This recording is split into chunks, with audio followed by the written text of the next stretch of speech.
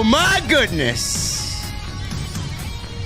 Man, if I could predict the Powerball numbers like I did tonight on SmackDown, I'd be not on this show right now. I'd probably be on Sirius or on an island of relevancy somewhere with a fucking coconut in my hand and two hot blondes just fanning me down with fucking on a beach somewhere. Ladies and gentlemen, SmackDown tonight. It wasn't great. I wouldn't necessarily even call it good. But it was serviceable tonight. We got Jey Uso making his ultimate decision. Is he in the Bloodline or is he sticking with his brother Jimmy? Roman Reigns, he ain't gonna be happy about what happened tonight. We got Money in the Bank qualifiers tonight. We got Karrion Kross continuing his feud with AJ Styles. We got a rare appearance by the NXT champion tonight. Carmelo Hayes was on SmackDown. For what? I don't know. And we got some illogical WWE creative finally tied up here tonight. While the geeks online are trying to tell me that they told me so. Oh, you gotta be patient. I don't wait for nobody, man. I need answers. Especially after 6 fucking weeks. Asuka with her new title. Tag team titles being unified. We're going to talk about it right here, tonight. I'm going to the venue. I got my cold beverage. I don't know what the fuck you guys are doing, but I hopefully will see a cold beverage in your hand tonight. I got one fucking question before we get out of here. Tonight's sponsored by DraftKings. What the fuck are you guys drinking? I'll see you over there.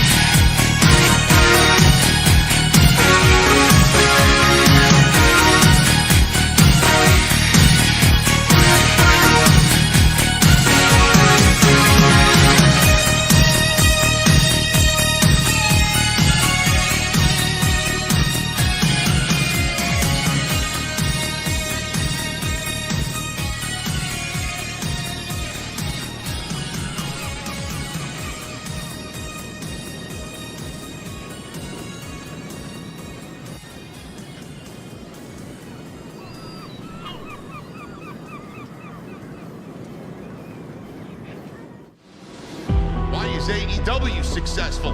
Why is Tony Khan running his promotion better than Vince McMahon and Bruce Pritchard are running Monday night and Friday night? Long-term booking.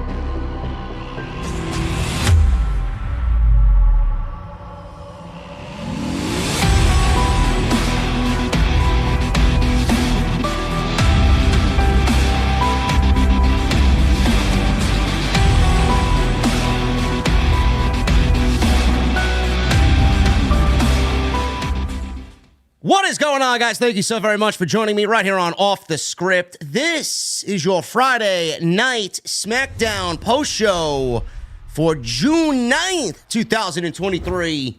I am your host, JD from New York, as always, coming to you live from the OTS Beer Garden. Thank you guys so very much for joining me on your Friday evenings, wherever you may be. SmackDown tonight, man. SmackDown was, it wasn't bad. It wasn't bad tonight. It was a passable show. Wasn't the greatest show. It wasn't the most exciting show. You could definitely feel that when Roman is not there, the importance of the show kind of dips a little bit. But it was a semi-decent show that I thought WWE did a good job with as far as the Money in the Bank qualifiers and telling the story of Jey Uso throughout the show. I thought they did a very good job with that. Jey Uso opened the show with Paul Heyman and Solo Sikoa, and they kind of threaded the storyline throughout the show tonight. You saw appearances by Sami Zayn trying to get into Jey Uso's ear and tell him exactly what's going on here. Then you got Jey Uso trying to basically come to his own conclusions, but at the same time being manipulated and kind of courted back into the bloodline by Paul Heyman. Heyman trying to manipulate Jey Uso to stand with his other brother, Solo Sikoa, and be the right hand of the tribal chief by basically giving him illusions of grandeur. I got you a United States Championship title match against Austin Theory tonight, just to go and prove to everybody that you are the next in line to be the tribal chief when Roman steps down. Basically, that's what the entire premise of the show was, trying to lure Jey Uso back into the bloodline safety net, and that did not really go as planned for Paul Heyman, Solo Sikoa, and Roman Reigns, who was not there this evening. We're going to get into all that, exactly what was said between Paul Heyman and Jey Uso, the little interaction between Jimmy and Jey Uso at the end of the show that WWE left you on a cliffhanger with. And we are going to talk about the elephant in the room, and that is WWE unveiling a new women's championship on Friday Night SmackDown. It is no longer the WWE SmackDown Women's Championship. It is now the WWE Women's Championship. Plain and simple. Plain and simple. But it was not without your Android appearance. Because as soon as a new championship is unveiled, Charlotte, like a fucking bloodhound, sniffing around, she senses it, she smells it, she's out there looking to take another championship away from somebody who is obviously and clearly more deserving than Charlotte. We're going to talk about that. We're going to talk about WWE unveiling this new championship and WWE tying up the illogical creative that they created with the Women's Tag Team Championships. We are indeed getting a unification match between Alba Fire and Isla Dawn. Who? I don't know. How many appearances did they make on SmackDown? One? And a vignette, right? Sure. Nobody gives a shit about Isla Dawn and Alba Fire. They were basically called up to be fed to Ronda Rousey and Shayna Baszler. We're getting a unification match for the NXT and WWE Women's Tag Team Championships. I have geeks already on a line. Oh, well, what does this mean for the NXT Women's Championships? I don't know. How about they were never fucking needed in the first place? You're asking me what the fuck's gonna happen with the NXT Women's Tag Team titles. Who cares? Who gives a shit? They're the most useless set of titles in the entire industry. What the fuck do they need them for? I'll tell you exactly what's going to go on, and I've been telling you for weeks, months, what they should have been doing. Now it looks like my creative, which I'm giving to WWE basically at no charge. Meanwhile, I could get from where I am now to Stamford, Connecticut in about 25 minutes. I'll work for free as long as what I'm watching makes sense. I'll tell you exactly what they're going to do with the women's titles tonight. Because I've been saying it for years, if you've been paying attention. We're going to go over all that tonight, guys. I appreciate you being here on the show. It's going to be a good one. It's going to be a good one. Follow me on social media at JDfromNY206. That's Twitter, Instagram, TikTok, and Cameo. Make sure you guys hit that subscribe button down below. Turn on the bell for notifications. I would love if you guys hit that thumbs up, man. We're looking at 1,600 right now. People still filing on in to the beer garden. We got 340 likes. That's unacceptable. I mean, I don't know about you guys, man. That's unacceptable. I'm going to need 1,000 likes minimum. Okay? No questions asked. Hit that thumbs up, hit that subscribe button down below, the bell, all that good shit. Social media, you guys know the deal. Go check out all the other videos on the channel. Plenty going on. I got your news covered throughout the week and coming up on this weekend, man. We got some major Forbidden Door stories to go over this weekend, so your sub boxes will be JD filled. So make sure you guys go check that out on the YouTube side of things. It's on the homepage. Go and check all that stuff out. Super chats are open. Get them on in. I always appreciate your generosity. It's never an obligation to donate here, but if you guys want to show your appreciation, it's always welcome. We'll hang out at the end of the show, and we'll have a good time at the end of the show with our cold beverages, man. Last call. Memberships are open as always. Get those memberships in. Become a VIP right here on Off the Script. You guys get those sweet-looking emotes. Got a couple of VIP members already getting to gold status. I already got some VIPs headed towards the title belt emote.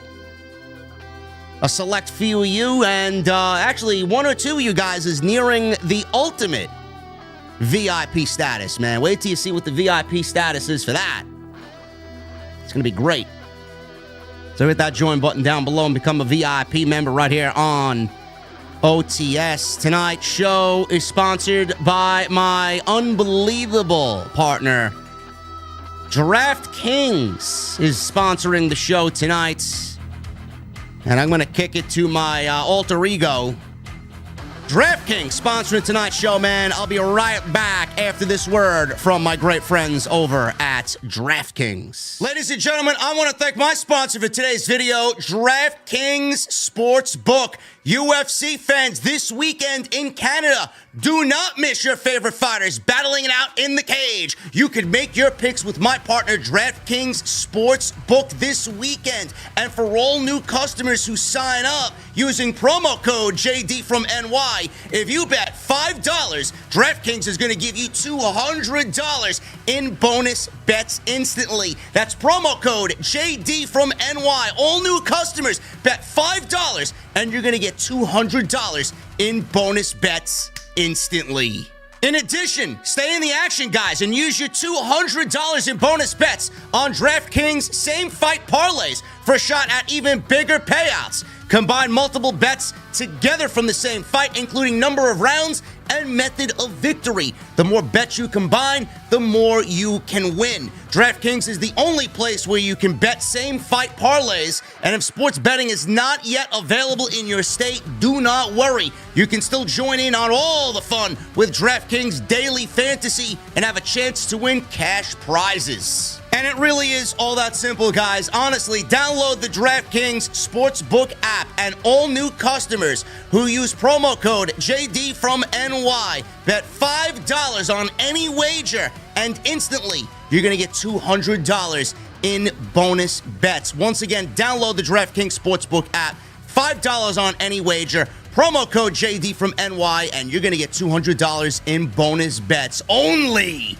at DraftKings Sportsbook.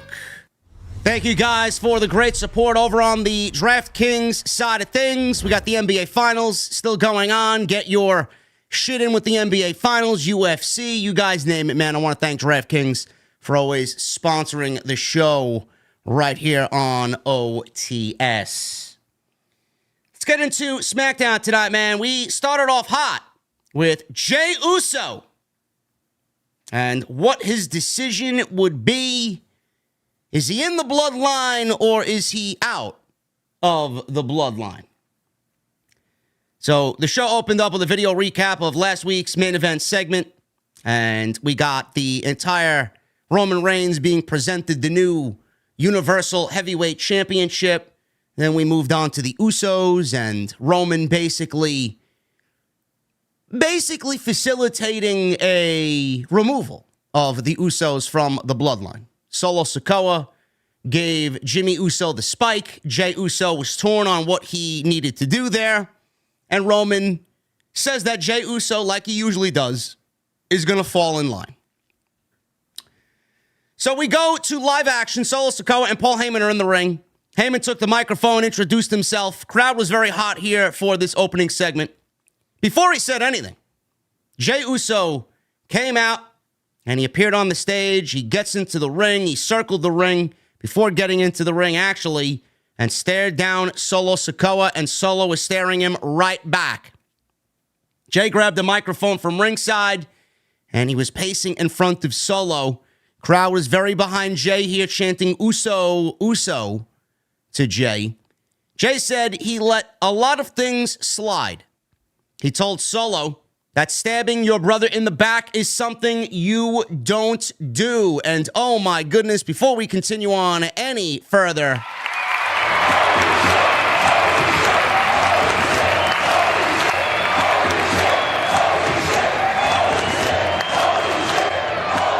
oh my goodness, we got a $100 super chat from my guy here. We got a $100 bomb from James Marvel. First drinks on me, OTS crew.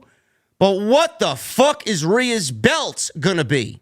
The Women's World Championship? Will it be a miniature version of the world title? Just doesn't make sense to have it be called the Women's Championship when Rhea is holding one. Much love and OTS for life. James Marvel, thank you for your generosity, brother. Thank you for the $100 bomb. You are drinking the best that OTS has to offer. Make sure you guys give a round of applause for James. Thank you, brother.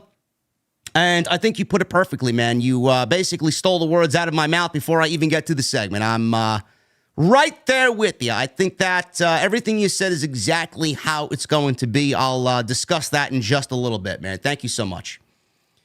So Solo's out there. He says that stabbing your brother in the back is something you don't do, Jey said to Solo. Jey says he doesn't know if he can forgive Sikoa. Jey told Solo to say what he needed to say and then drop the microphone in front of both Solo and Paul Heyman. Heyman interjected and told Jey that he had everything all wrong.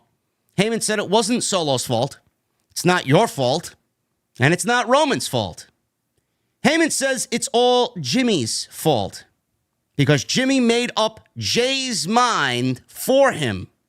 Jey started pacing back and forth. Heyman told Solo to step back because Solo wanted to attack right then and there. Heyman stepped up to Jey. He came in peace. He's not a threat. So he said he wasn't a physical threat to Jey and then asked if Jimmy asked him about kicking Reigns at Night of Champions. Heyman said that Jimmy made the decision for him because he's the older brother. Heyman said that Jimmy has always resented Jey because Jimmy knows that Reigns wants to groom Jey to be the next tribal chief. Heyman said that it's Jey's future and destiny. He says it was never going to be Jimmy, and Jimmy has known that the whole time and has resented Jey because of it.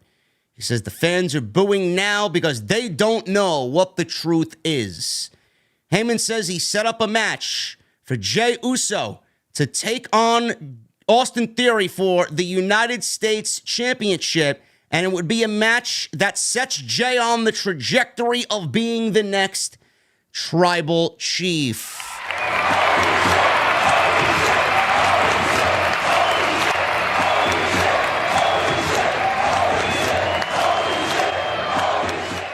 Oh my goodness, man. We got another $100 bomb from my guy, Eric Newton.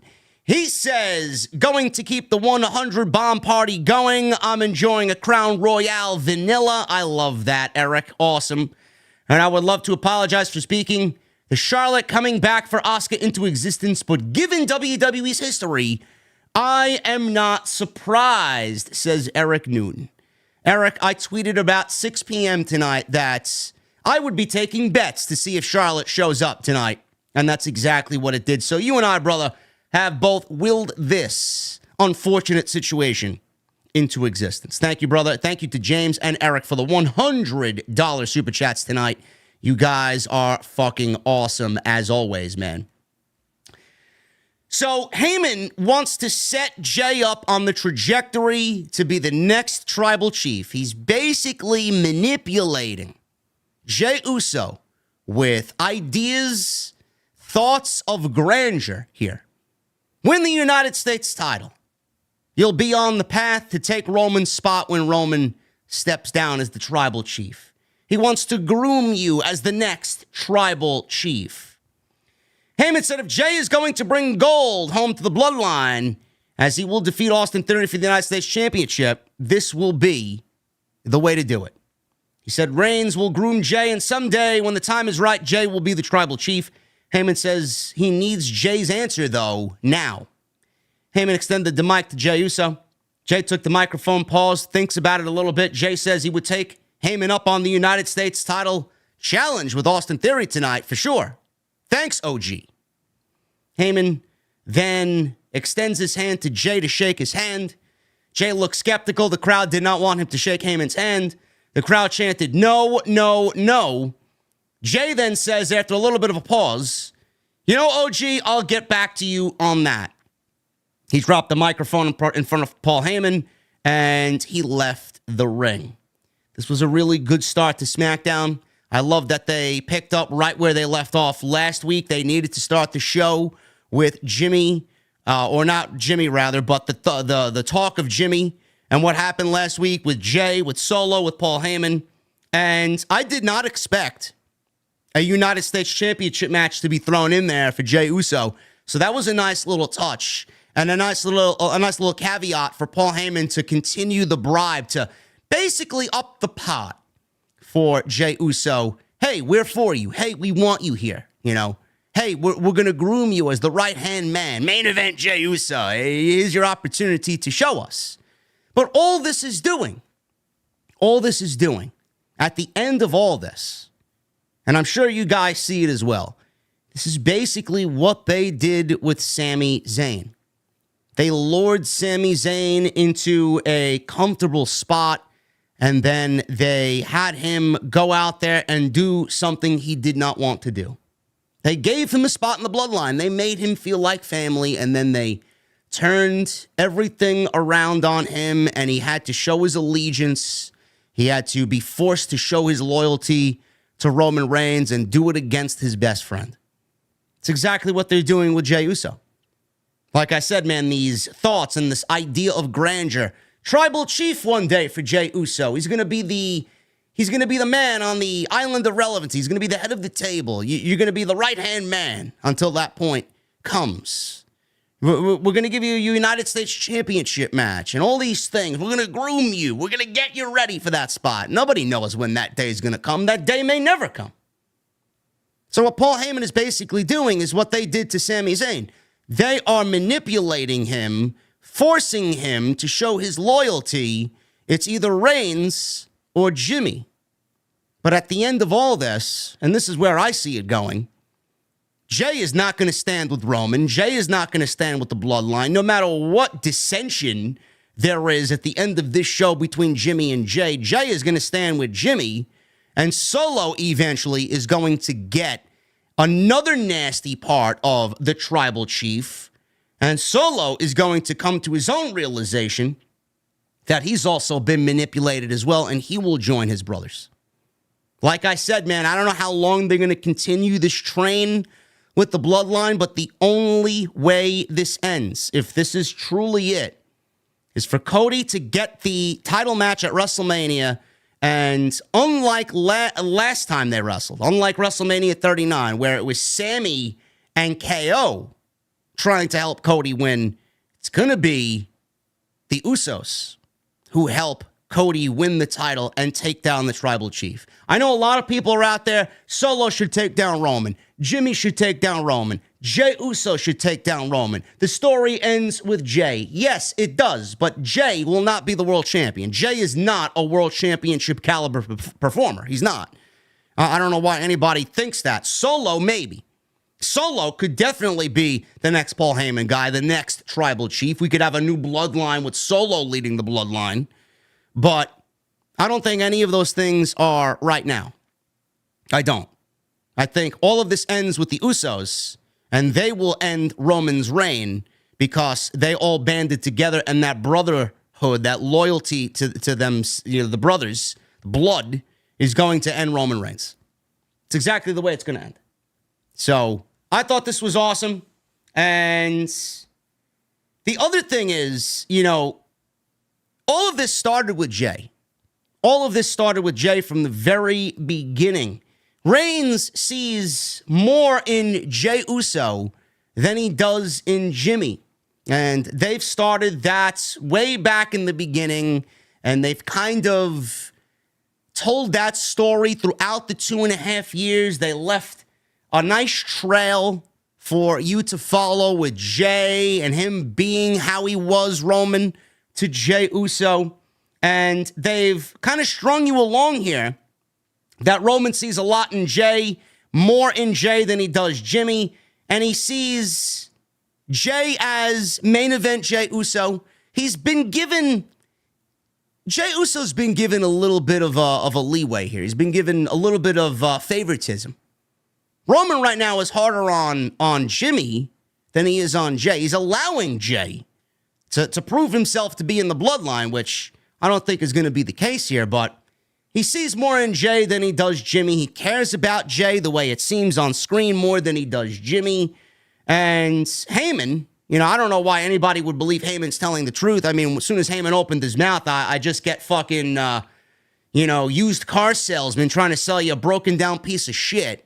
I don't trust Heyman in anything he says because that's just the character that he plays. And I think that's a nice little caveat in the story for you guys to pay attention to. Roman's leniency, Roman's favoritism, more so to Jey than it is to Jimmy. So it's obviously a nice touch with Heyman trying to bribe Jey and entice Jey. And obviously all this will probably end up being false. And like I said, illusions of grandeur. So it's good stuff here by all parties involved. And the Bloodline storyline continues to be the most important thing on WWE television, the most important thing on SmackDown. And without this on SmackDown, they are a sinking ship. They got nothing. They got nothing substantial storyline-wise on Friday Night SmackDown. I don't even think they have anything substantial on Monday night. I mean, it's just very bare bones story on Monday night. Friday and Monday are being basically carried by the Bloodline. And WWE is going to milk this shit because they are over the moon about the ratings. WWE did like 2.6 million in the ratings last week, and the Bloodline segment did like a 0.76 in the 18 to 49 demo. I mean, WWE, Roman may never lose that fucking championship with those numbers. Clearly, he's a fucking draw. Clearly. And everybody's invested in the story. What happens when this is all over? What is WWE going to replace it with? They're going to try their damnedest to keep this thing going because of the ratings that it continues to generate. They're going to try and keep this thing going because of the numbers that it continues to generate on social media, on YouTube, on TikTok, on Instagram. It's tough. When you think it should end, WWE is going to continue stringing it along, and you're going to get little things here one week, little things here the next week, and the following week, and the following week. And it may seem slow for some of you guys to finish up the story and get to the next chapter, but WWE is all about one thing, man, keeping that viewership up. That's what they want. They got contract negotiations coming up with Fox and NBC Universal coming up. They want those numbers, and they want to showcase those numbers big when that time comes. So this is not going to end any time soon. We all called it to end at SummerSlam. I think the ratings and the whole generating of how great this is, the numbers-wise on social media, WWE is definitely now going to string this shit to WrestleMania. I don't necessarily agree with that because I'm more for the story than the fucking number. I don't give a fuck about the numbers, but that's just the way it's going to be for WWE, man. So something to keep an eye on for sure. We got Money in the Bank qualifiers. Santos Escobar. He went one-on-one in a Money in the Bank qualifier against WWE quote-unquote free agent Mustafa Ali. I thought this was great. I thought this was awesome. Before the match, LA Knight's music hit, And LA Knight sat on commentary, which was a pleasant surprise. He got a big reaction, did Mr. LA Knight. Match began with Ali and Escobar trading chops in the middle of the ring. Escobar hit a big shoulder block. He went back and forth with Ali early on the outside. They traded some more chops. Escobar hit a Hurricane Rana as the two fought off the apron and took Ali to the floor.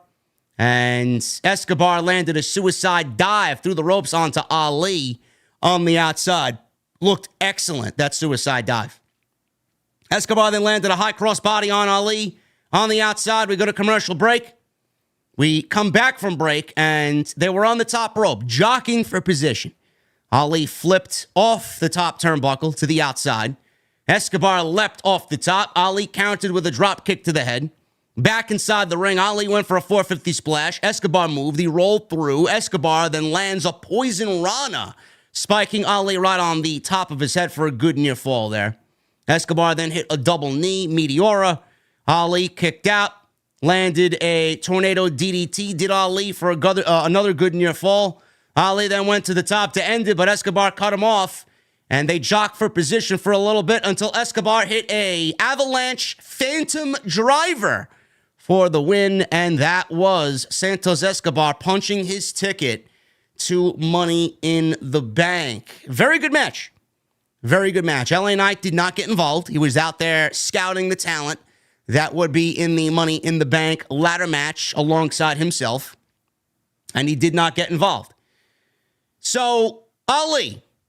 Let's talk about Ali first before we get to Escobar, man. You know, I know Ali was drafted as a free agent for WWE via the draft. He showed up on Monday Night Raw to challenge Gunther for the Intercontinental Championship at Night of Champions. I thought that was a very good presentation for Ali. I thought that was a decent match for the time that they were given. I know we could expect more out of those two if they were given another 10 or so minutes for the IC title. I think Ali would be a great contender for the Intercontinental Championship if they built him up correctly. And here we see Ali go from there to NXT. He wants to wrestle for the North American Championship. He wants to mix it up with guys like Ilya Dragunov and Tyler Bates and guys like that. Dragon Lee, Wesley, which is fine. I mean, I would put Ali in the ring with any one of those fucking guys, and I'm sure that they would manufacture a 5-star classic. I got no problem with that. But I'm trying to tell you guys that I think Ali is better suited for WWE's main roster. Now, the story was that NXT talent wanted to work with Ali. Fine. They wanted to work with Ali, but don't sit here and tell me that WWE's had plans for Ali to move to NXT this entire time. No, they didn't. They didn't have any fucking plans for Ali. WWE hasn't had plans for Ali for over 3 years now. What are you talking about, plans for Ali? Ali's got no plans. That's why they drafted him as a free agent. Drafted as a free agent in the WWE draft means that WWE doesn't have substantial creative for you. They use you where they need you. I don't know why this is so difficult to grasp. You got people online putting shit behind a paywall. Oh, the plan was always for Ali to go on NXT. No, it wasn't. That's what people are telling you so that they look good. Being drafted as a free agent means they got no fucking plan for you, period. Then he shows up tonight in a match against Escobar. I want to see Ali the way he was portrayed, the way he was presented going into his match with Gunther. He didn't do this silly positivity shit. He wasn't over the top with some lame gimmick. He was just Ali. He was just Mustafa Ali, the underdog babyface who's been treated unfairly in WWE. Tell that story. It's a long time coming for him. You let the guy work, he's going to get over. You let the guy speak, he's going to get over. WWE has not let him do that. Now, Escobar. I've talked about Escobar countless times. I love Santos Escobar. I think he's fucking great. He's awesome. I loved him in NXT. I love what he did with Legado in NXT. I love that they brought them to the main roster. I was worried about them on the main roster because it just felt like it wasn't clicking when they first got called up to the main roster. Their presentation was basically the same as it was in NXT, and they weren't really going anywhere. They paired Zelina Vega with Santos and Legado instead of Elektra Lopez, who was the valet for Legado in NXT. And Zelina worked out great. It gave me flashbacks to what she did with Andrade. I thought she was a great compliment to the group. Then all of a sudden we see Santos mix it up with Rey Mysterio and buddy Rey Mysterio. They trade lucha masks, and I'm thinking to myself, wow, this is great. This is exactly what Santos needs. You want him to be a big deal. And by making him an alliance with Rey Mysterio is going to make him a big deal by association. And that's exactly what they did. Then one thing leads to another. We get this LWO reunion. They redid the LWO with Legado and Rey Mysterio, and merchandise is flying off the shelf. People are buying. I think last week I seen 3 LWO shirts in New York City alone on my way to the fucking gym. I mean, not everybody's a wrestling fan, but the fact that I'm seeing Latino World Order t-shirts on my way to the fucking gym, 3 days a week, it's a big fucking deal. They're selling merchandise like hotcakes. Santos was fucking over when he beat Ali tonight, and that all has to do with the reformation of the LWO and his alliance with Rey Mysterio, because people love Rey Mysterio. When you think Triple H and what he probably brought to the table here for creative on the main roster, you're going to look at a couple of things. You're going to look at the reemergence of LA Knight. Unbelievable. I don't know how Vince McMahon wanted to keep him as Max Dupree. You got LA Knight and how over he is. You got Gunther and the meteoric rise of Gunther. Gunther is the best thing on WWE television when Roman Reigns is not there. Imperium is the best thing on television when Roman Reigns is not there. The up-and-coming fucking just... The whole thing about the tag team titles with Sami Zayn and Kevin Owens chasing the tag team titles. That was great. We wouldn't have seen that if Vince was completely in charge. You got the Roman storyline. You got shit like Santos Escobar being joined with Rey Mysterio and reforming the LWO. That's got to be on the list. It's got to be top 5 Triple H creative decisions. I love it. This is what saved him. Otherwise, he was a sinking ship. He was not going to get over as a heel. Now this presents so much more of an opportunity for Santos to be a great babyface alongside Rey, and then they always have that fucking turn in the back pocket, man. Santos is going to be even bigger than he is when that inevitable fucking heel turn comes around. Because it's going to come somewhere in the future. And they're going to play up that shit, and they're going to fucking just be taken to the next level. Honestly, I love it. Santos is so good, man. And I'm glad to see him land on the main roster and find the level of success that he's had. After the match, we got a backstage segment with Jey Uso. He was confronted by Sami Zayn. Now, this is the norm here, man. Sami Zayn is like the good angel speaking into Jey Uso's ear. Sami approached. He said that Jey had a big night and wanted to tell Jey something that he hadn't had the opportunity to tell him in the past. Zayn said the time they spent together in the Bloodline was some of the best times of his life, in his career, he says. Zayn said in another life, they would be doing it to this day still. He said that couldn't happen because of one man. Zayn said that when the tribal chief takes over inside Roman Reigns' head, the paranoia and manipulation sets in. Sami said he did everything he could to keep the family first and keep things together. He says it was never enough, and he had to keep proving himself to the bloodline, to the family, to Roman. Sami said that Jey is going through the same thing now. What did I just tell you? They're doing the same thing to Jey as they did to Sami. He said he gets it. And if Jey wants to be the next tribal chief, he can be. He says he hopes Jey wins the United States title so the bloodline will see they need Jey more than Jey needs the bloodline. Sami told him to remember what it means. He said it would be no more Jimmy and no more Usos. Listen to what's in your heart. Jey looked at Sami. He let out a big sigh and walked away. Didn't say anything to him. He's going to take it. He's going to sit on it. And he's going to apply it when necessary.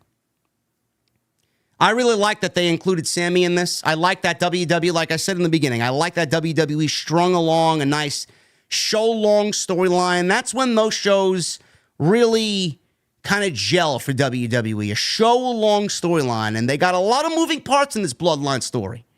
And Sami being in this was not only necessary, but it made a whole lot of sense because he has more history with the Usos than anybody. So to see him here and to see this storyline play out with Sami getting a role in this as Jey has to make the ultimate decision, it was right and it made sense. Kayla Braxton. She was in the ring and she introduced the NXT Women's Tag Team Champions, Alba Fire and Isla Dawn. They made their entrance, and Kayla was about to interview them. She didn't get a single fucking word out of her mouth, and she was interrupted by Shayna Baszler and Ronda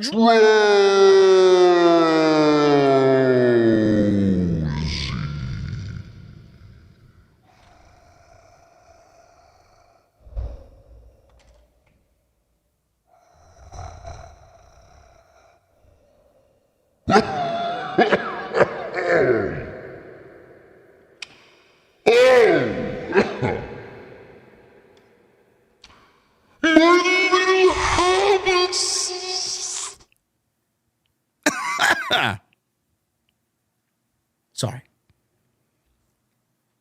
Ronda Rousey out there with Shayna Baszler. They make their way to the ring, and Baszler's on the microphone for most of this, thank God. Baszler says, so they want to call themselves the Women's Tag Team Champions. Baszler asked if they knew about the history of those titles. Baszler said she was the reason they were created and they should be hers. Rousey says she's crunched the numbers and they've gone through the division so fast, they're going to be hungry soon. That's a shoot, by the way. They're going to run through the division so fast that they're going to be hungry soon. Ronda already admitted to the New York Post that there's no depth in the women's division. It is painfully shallow, she says. And here she is on live television saying that she's going to run through the division so fast with Shayna that they're going to be hungry. Basically, Ronda's telling you that there are no teams in the division to keep their interest. Rousey said the division isn't big enough for the both of the teams, and they want a match, and they want the NXT Women's Tag Team titles. Alba Fire and Isla Dawn taunted Ronda Rousey and Baszler, and I don't know what they had Isla Dawn doing out there. She sounded absolutely cringe on the microphone, and they accepted the challenge at the end of it. Isla Dawn and Alba Fire accepted the challenge. Baszler and Rousey tried to fight back, and Fire and Dawn attacked, but they sent Rousey to the outside. Fire and Dawn hit their finish on Baszler and dumped her out of the ring. Fire and Dawn posed in the ring. And this match is going to be set at a later date. When, I don't know. But WWE has finally fixed the one of many, but one glaring logic gap creatively on the women's division, or in the women's division on the main roster. And that is why the NXT Women's Tag Team Champions were brought up in the first place. We got through 7 weeks now? 7 weeks now where we have no answer to the question, why are the NXT Women's Tag Team Champions on the main roster? Why? Nobody was able to answer this question. WWE, I don't know if they listen to shows on YouTube. I don't know if they listen to somebody else. I don't know if they listen to me. I've been saying it since fucking the day the draft ended. Why did you bring the NXT Women's Tag Team Champions to the main roster? The only thing that would make sense is for there to be a unification match. Because what WWE did was they called the NXT Women's Tag Team Champions. This is how stupid they are. Yet I got geeks online telling, oh, well, just a little patience, man. They called up Alba Fire and Isla Dawn in the draft. Casey Catanzaro, Katana Chance, and Kaden Carter challenged Isla Dawn and Alba Fire on the day of the draft for the following NXT episode that was set to air that week.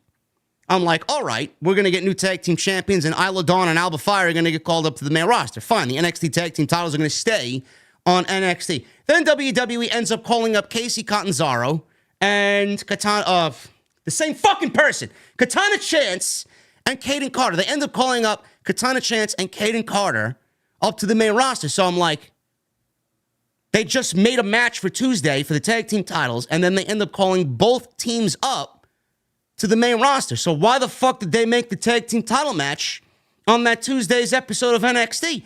I guess now the title match is not happening. So what are we going to do with the NXT Women's Tag Team Champions on the main roster? I got people telling me tonight, oh, you got to be patient. What a little patience would do for you, man. This is what the plan was all along. No, it wasn't. How the fuck do you have the balls to tell me that this was the plan all along? What the fuck were they waiting for? You mean to tell me that WWE waited 2 months, almost 2 months, to make a creative decision that I made fucking 14 different times already in the span of the last 7 weeks? What was so difficult about making this decision 7 weeks ago, 6 weeks ago, 5 weeks ago? What was so difficult? Boy, some of the elitists online, some of these geeks online, they are so just WWE up the asshole all the time. Like the WWE could do no wrong. You're always trying to find ways where WWE does something and trying to find ways to make it make sense. They don't know what the fuck they're doing, and nothing that they decided on here made any sense whatsoever. They called these women up without a fucking plan in place. How the fuck are you going to tell me that they called these women up because this was the plan all along? Do you want to know when this plan became the plan? This plan became the plan this week.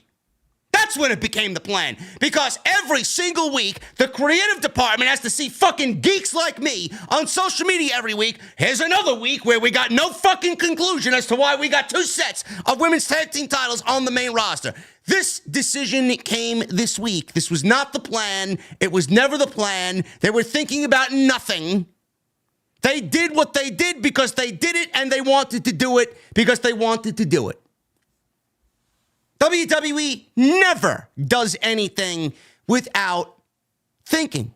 They do everything. They do everything that they do without thinking about anything first.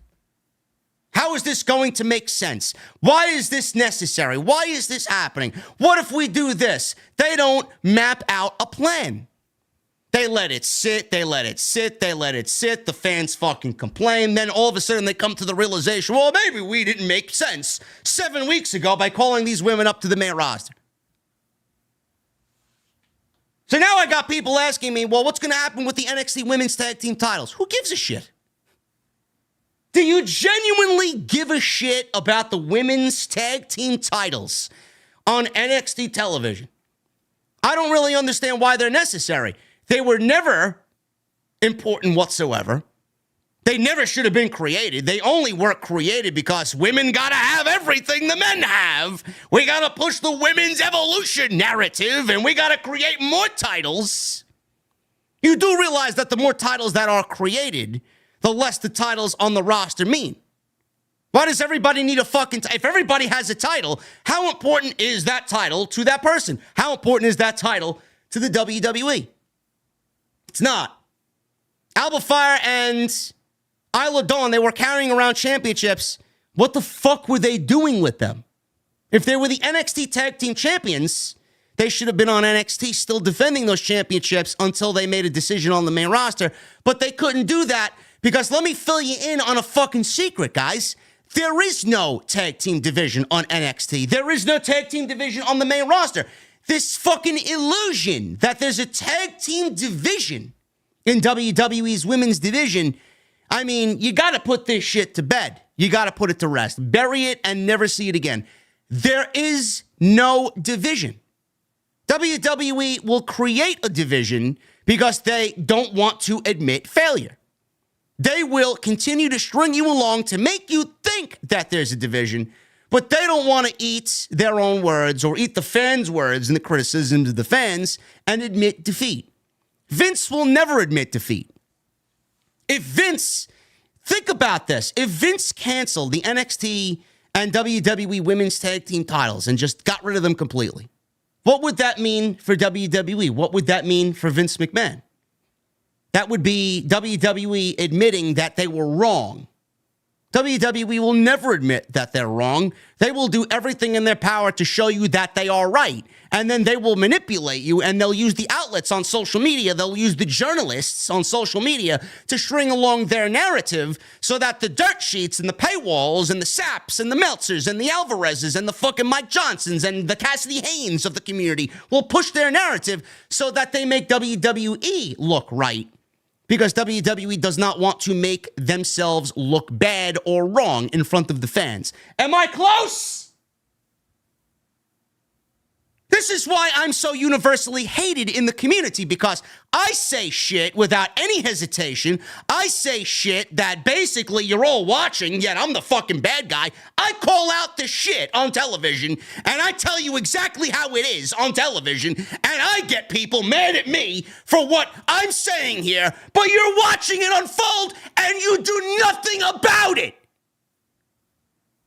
How am I the bad guy when I'm basically telling you what the fuck you're watching? Unbelievable. I'm the fucking bad guy because I open my mouth and I'm telling you guys exactly how it is, and the truth comes out. I guess nobody wants the fucking truth, right? I gotta get fucking criticized because I don't like the women's tag team titles on the main roster. The NXT Women's Tag Team titles. Then fucking fix it. How you go and make something like that as far as a decision and then do nothing about it for 7 weeks? I'm supposed to be okay with it? Patience, patience, patience, patience. The geek online says. The troll online says. What patience? I've lost all my fucking patience with this creative team to a point where I give them zero benefit of the doubt. Zero. Patience. What patience? This idea came about basically this week. We gotta unify those titles, pal.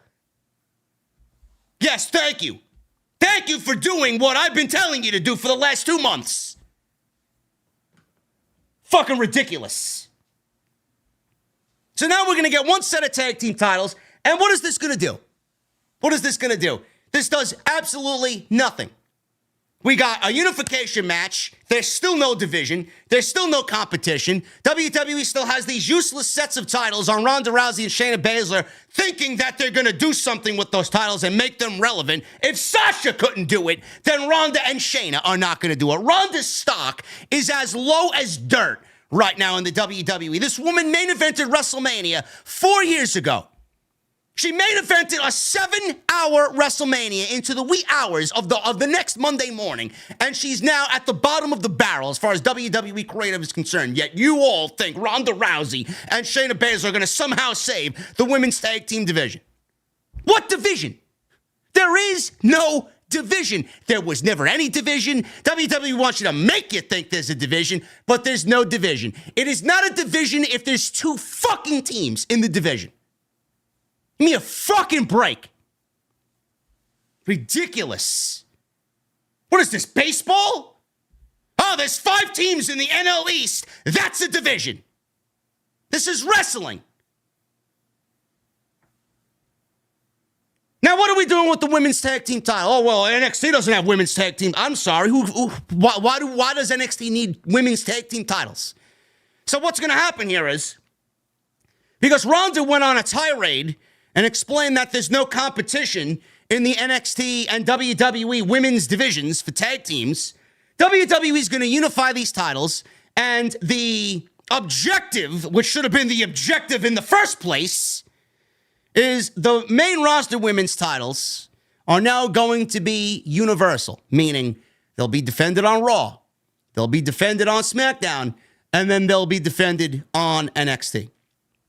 So, in an effort for WWE to get those ratings up, you're going to see Ronda Rousey eventually on NXT. But my question is, who are we going to put in the ring with Ronda Rousey and Shayna Baszler on Tuesday night when, get this, folks, here's a spoiler for you, there is no tag team division on NXT. What exactly are they going to do there?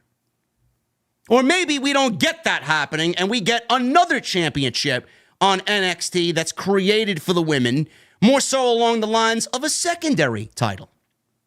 Because they got a lot of women down there. They're going to need something to fight over, right? Not everybody's going to be world championship material. So WWE fixed the logic gap, and they finally, after 7 weeks, have decided to make the decision to unify the title or titles, something that should have been done since the draft. Great. I'm glad they listened to shows like us to get them where they need to creatively. And if you don't think that they listen to YouTube shows, you may be the dumbest fucking mark in the entire community. Moving on. Bayley. She's out there with Io Sky against Michin with AJ Styles. Money in the Bank qualifying match. You know, how important are these Money in the Bank qualifying matches if they go 2 minutes? Why do I care about Bayley and Michin going? You might as well just put people in the Money in the Bank ladder match if we're going to get 2 minutes. Who gives a shit? Bayley attacked Michin right at the bell, took her to the outside. Bayley then slammed Michin's face on the announce table. Bayley, man, I laughed my ass off, man. Bayley was doing AJ Styles' fucking entrance mannerisms because he was on commentary. I mean, I love Bayley, man. Bayley is so great. So they're back in the ring, and she taunted Styles. Michin then goes and dives through the ropes and took out Bayley right in front of AJ. Michin rolled Bayley back into the ring, covered for a near fall. She was on the offensive, was Michin. She took Bayley down with a sloppy-looking head scissor. She went to the apron and came through the ropes to deliver a DDT to Bayley. Michin made another cover, gets a 2 count. She then landed a series of kicks, and Bayley tried to basically regroup herself on the ring apron. The referee then checked on Bayley. She was faking a nose injury. So the referee went to go check on Bayley. Bayley then charged, playing possum at Michin, and Michin took her down with a big kick. Bayley went back to the apron, and Bayley grabbed Michin's hair and pulled her face first into the turnbuckle, where she then picks her up and hits the rose plant for the 1, 2, 3. And Bayley is going on to qualify for the Money in the Bank ladder match. While all this was going on, at the end of the match, Scarlett appeared by the announce desk at ringside. All of a sudden, she gets in AJ Styles' face and blows this red smoke in AJ's face, and he's blinded. All of a sudden, Karrion Kross comes from behind and gives him the cross jacket sleeper hold and tries to drag him into the crowd. So Kross and Scarlett were in the crowd. They were posing as Michin made the save on AJ Styles here. And it looks like we are getting AJ and Karrion Kross continuing on Friday Night SmackDown. The match itself with Bayley and Michin was pretty predictable. I don't think anybody picked Michin to go qualify over Bayley. But I did like the suddenness and I like the randomness of the Kross attack on AJ Styles and Scarlett blowing the red smoke in AJ's face. I like that type of shit, man. You don't really expect that type of thing. I like when they kind of weave a match that has a particular character involved and, you know, somebody else in that storyline is out there. In this case, AJ Styles. And then we get Scarlett and Karrion Kross just coming out of nowhere and trying to, you know, do their shenanigans to AJ Styles. I liked what they did tonight, man. I thought this was a very well calculated, well orchestrated attack, logical attack on AJ Styles. It was quick. It was sweet. It was to the point. Good stuff. Good stuff. And Kross and AJ had a very good match the last time they were there, and it looks like they are going to continue the feud. So there you go. Bianca Belair. She was backstage with Adam Pearce Pierce says he knows Belair wants to get her hands on Asuka, but Pierce is presenting Asuka with a new championship tonight, and he needs it to go off without a problem. Pierce asked Belair not to attack Asuka, please. Belair was not having it. Pierce said that if Belair is in line for a rematch, you're going to need to leave this alone. I'm going to give you a rematch, but you need to do me a favor and please leave her alone. Belair said, all right, since you did me a solid, I'm going to give you one back. Fine. Belair reiterated that she's going to get a rematch. She won't interfere. Thank you. That's basically it. Adam Pearce quieted Bianca Belair by giving her a title match at a later date. Great.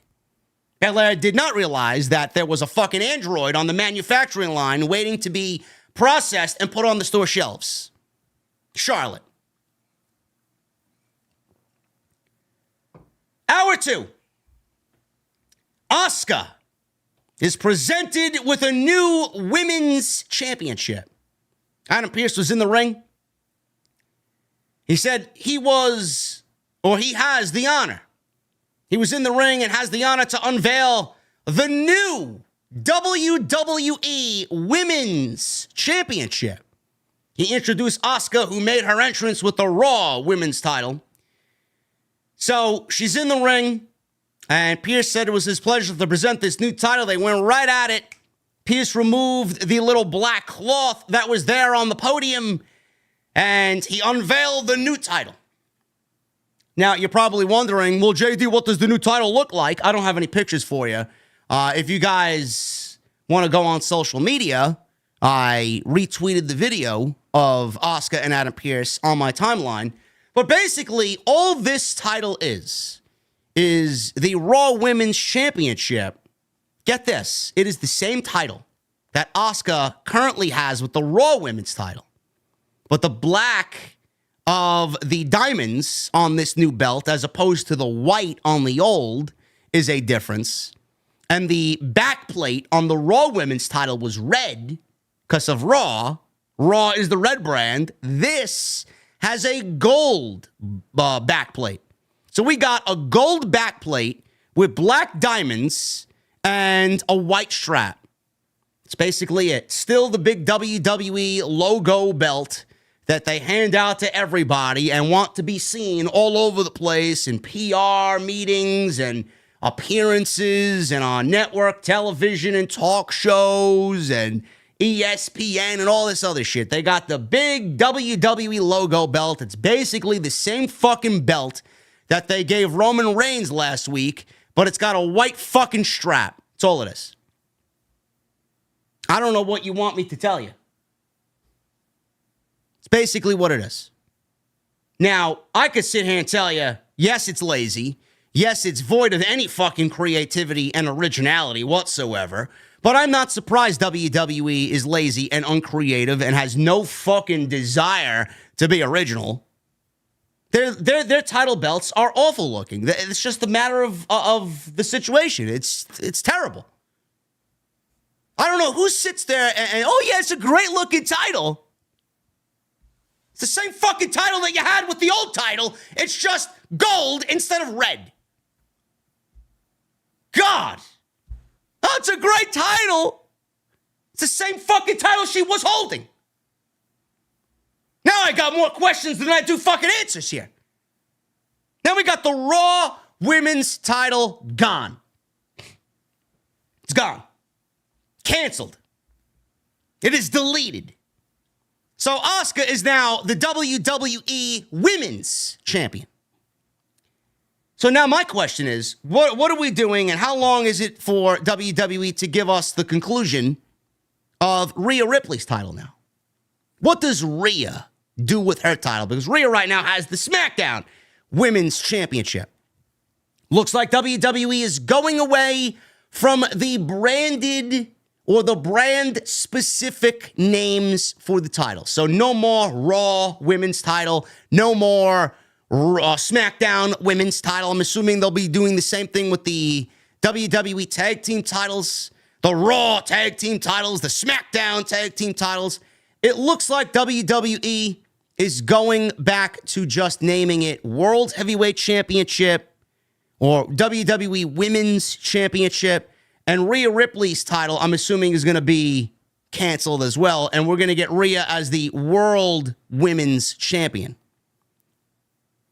I mean, I guess that's okay. We're moving away from the brand-specific titles here. No more blue, no more red. I'm assuming, being that WWE gave Asuka the same looking title as Roman Reigns, because that's exactly what it is. It's Roman Reigns' title, but white. I'm assuming WWE is going to recreate Rhea's title. Get rid of the SmackDown title, and Rhea is actually going to get something that looks like a championship. Rhea might be getting, and this is just a logical guess because of what we've seen so far, WWE may keep the big logo belts on SmackDown, and WWE may actually do something along the lines for Rhea like they did with Seth. Rhea's title may end up looking like a miniature version of what Seth Rollins has. The World Heavyweight Championship. And Rhea gets the World Women's Championship, or the Women's World Championship. Well, SmackDown has the WWE Women's Championship. Like, there's no fucking difference, really. There's no difference. It's so fucking stupid. You got the World Heavyweight title. Fine. Seth Rollins holds the World Heavyweight title. Then you got the Universal Heavyweight title. Then you got the WWE title. At least there are 3 different world titles, right?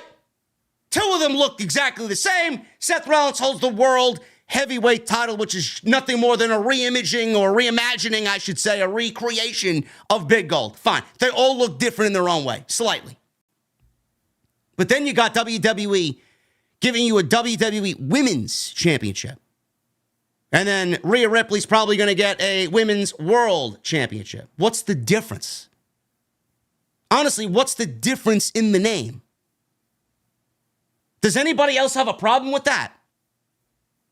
What's the difference?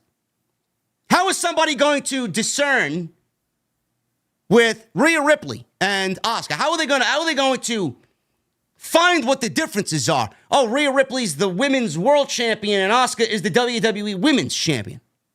That doesn't really roll off the tongue in a smooth way. The WWE Women's Champion, the WWE World Women's Champion. Like, what the fuck are we doing?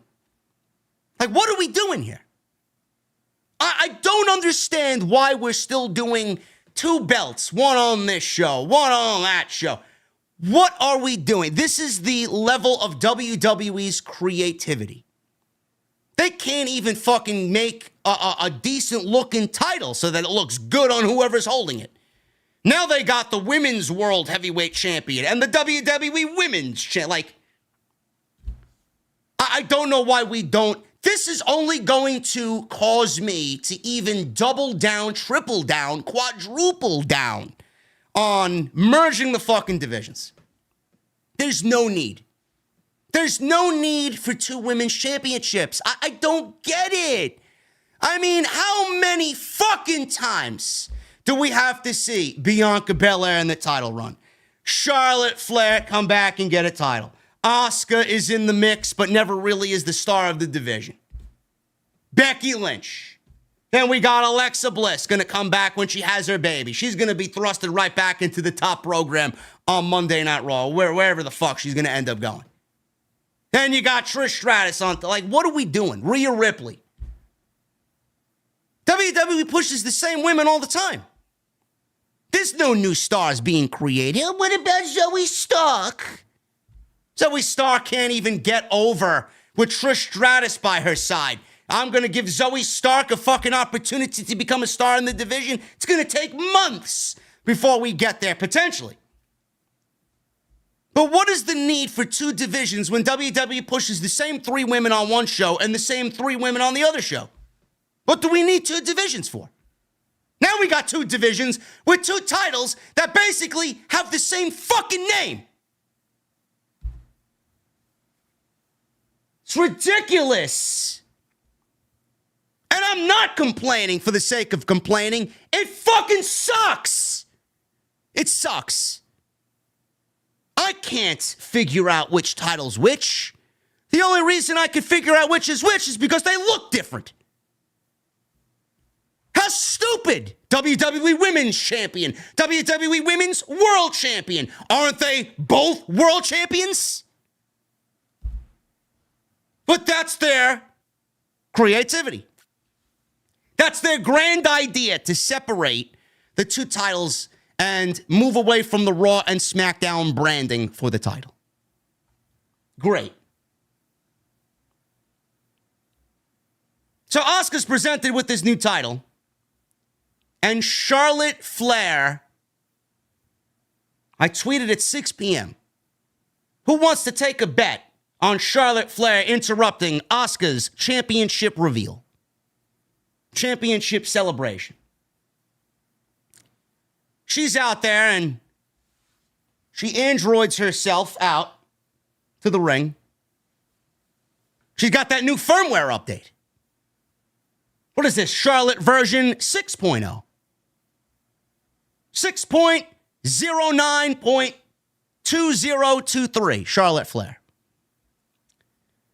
Charlotte got a microphone, so I plug my ears up with my fingers because I can't stand to hear the bansheeing of Charlotte Flair on my television. Pierce asked Charlotte what she's doing. I have a good feeling about what you're doing, but I don't really want to hear what you have to say.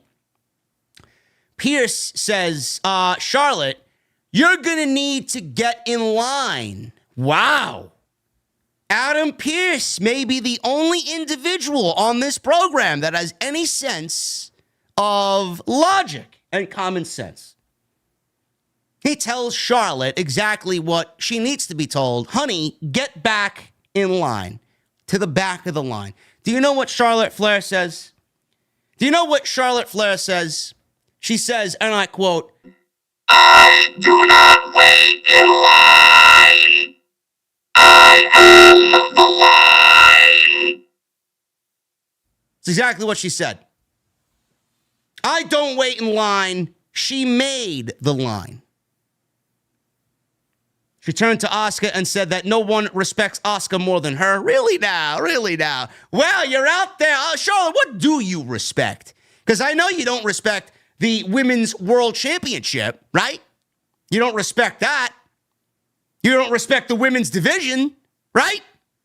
Because every time you want to go on vacation, every time you want to fucking go on getaway with El Idolo, you seemingly come back and think that because you went to go pet dolphins with Andrade, or you went on fucking safari adventure, or you went to Iceland to go fucking sit in an igloo, or look at the northern stars, the northern sky, or you went to Australia to fucking pet a kangaroo.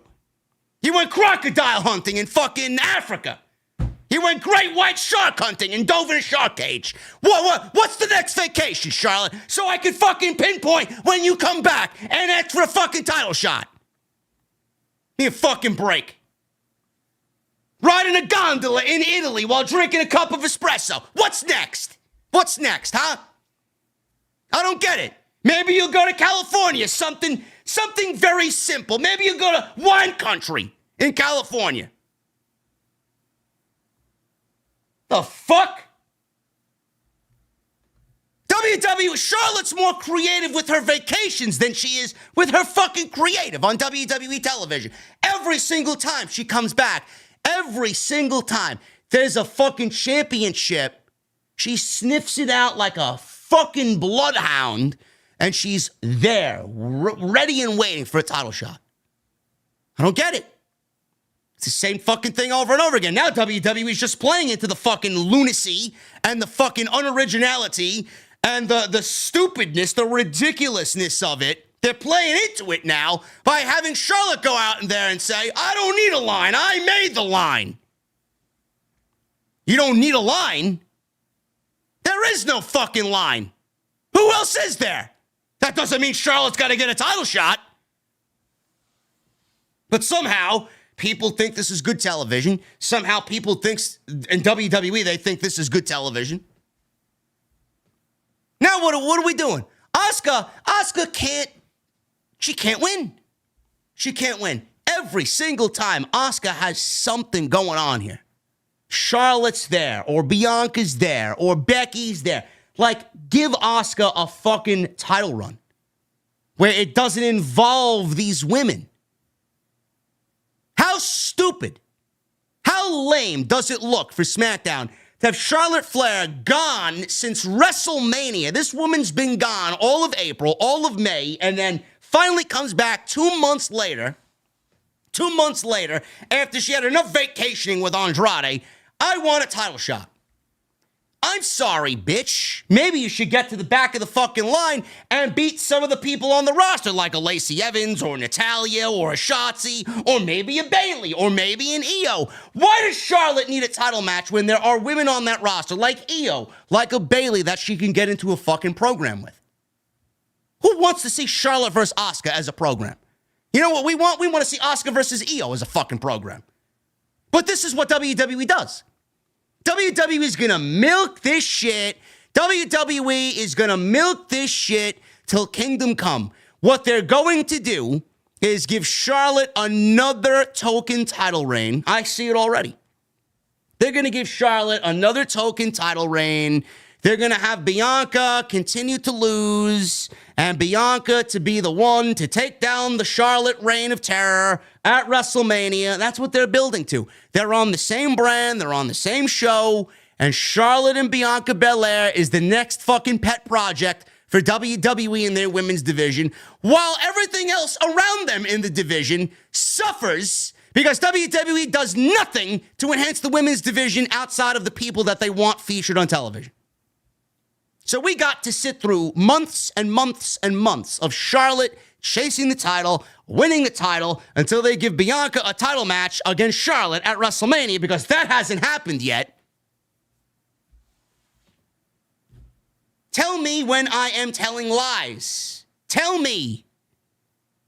This is WWE. You don't think I've been doing this shit long enough to know what they're gonna do before they do it? I've called it every fucking time.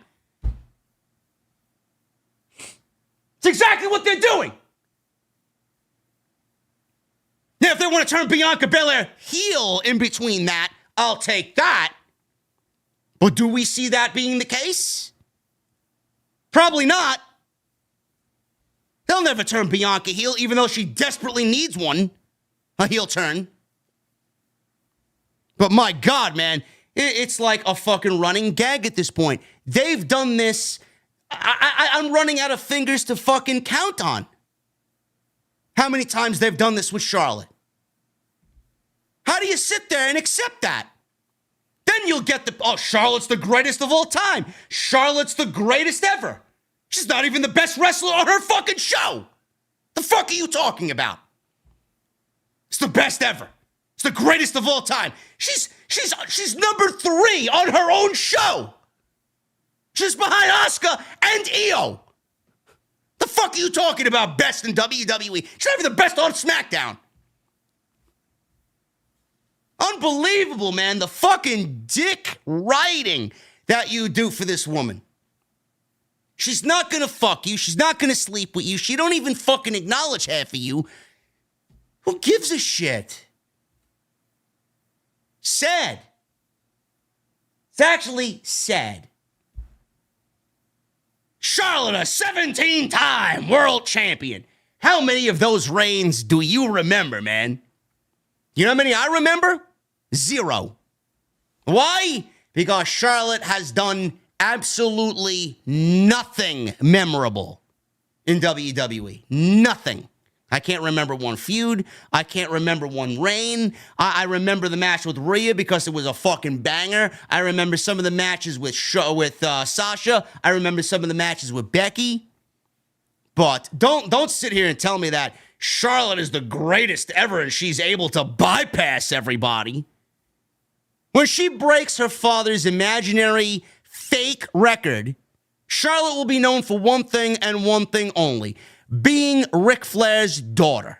There's no legacy that Charlotte Flair has in that women's division that will be remembered for anything. You are not going back on WWE Network on Peacock to go back and watch Charlotte Flair feuds, classic feuds. You're not. Yet this woman goes away and comes back, goes away and comes back, goes away and comes back. She loses the title and then goes away like she's a fucking sore loser, and then comes back and wants the title again, and then they give it to her. Instead of doing Asuka and Io, we're going to get Asuka and Charlotte. Asuka and Charlotte right before Money in the Bank. We'll probably get Asuka and Bianca at some point because Adam Pearce promised her a title match. Hopefully Io wins the fucking title and wins the title at some point, and we could get these three ladies feuding without a championship. How about that? I dare WWE to book Charlotte in a fucking storyline that does not include a championship. I don't think it's fucking possible. I don't think they're capable of such creativity. I don't. Ridiculous. Moving on.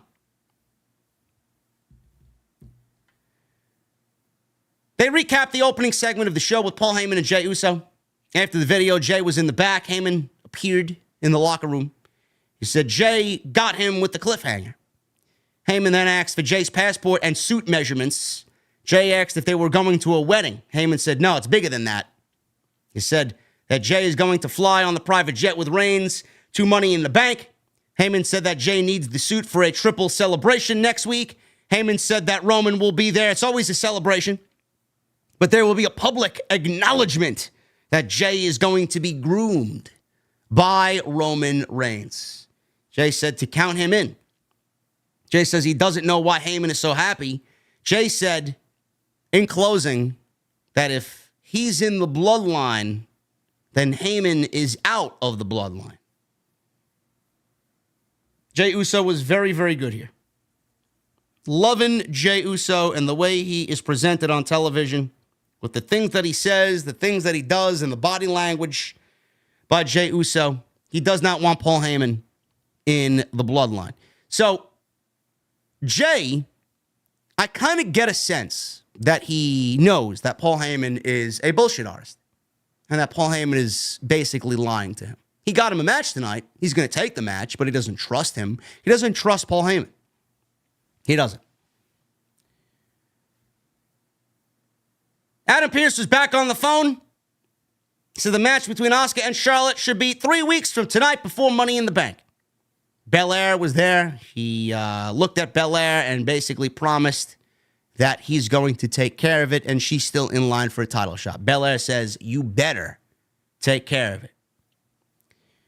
Trick Williams, he was out there. Who? Trick Williams from NXT. You guys don't watch NXT, right? Nobody does. Nobody gives a fuck about this version of NXT. And Carmelo Hayes. Everybody knows Carmelo Hayes, hopefully.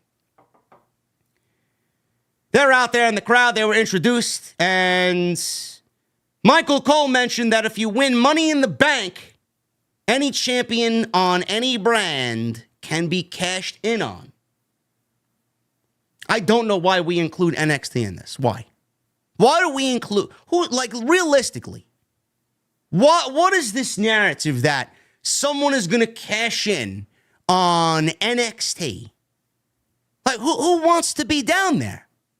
Who wants that title? Logically, common sense-wise, it doesn't make any sense. Like, if you're one of the men in that match that wins Money in the Bank, say if you're LA Knight, for example, why are you going to go back to a developmental system? Because that's exactly what it is. It's a developmental system. And be the developmental systems champion. Now, I'm going to challenge for the NXT title instead of going to Monday Night Raw and challenging Seth Rollins for the World Heavyweight Championship. Like, who would do that? You can have Carmelo Hayes. You can have Braun Breaker out there. You could line them all up from NXT. It doesn't matter. No one should want to win Money in the Bank and cash in on a fucking NXT title. You don't do that. You don't do that. I'm sorry. That would be like me cashing in my money. I have a date, right, with one of two women. It's either Toni Storm or Lizzo. Which one am I going to choose? Like, what the fuck are you talking about? You gotta be out of your fucking mind. So stupid. Nobody calls this shit out.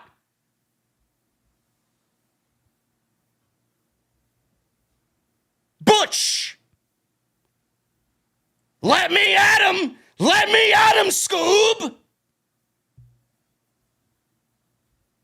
It's Baron Corbin. Money in the Bank qualifying match.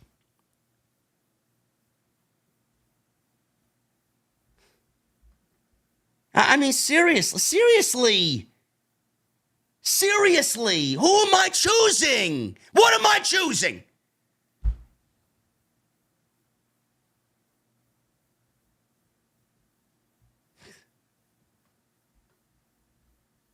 Ridiculous, man.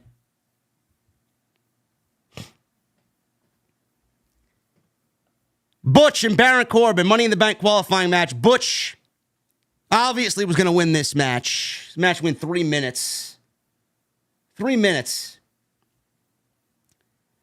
What have they got Baron Corbin doing, really?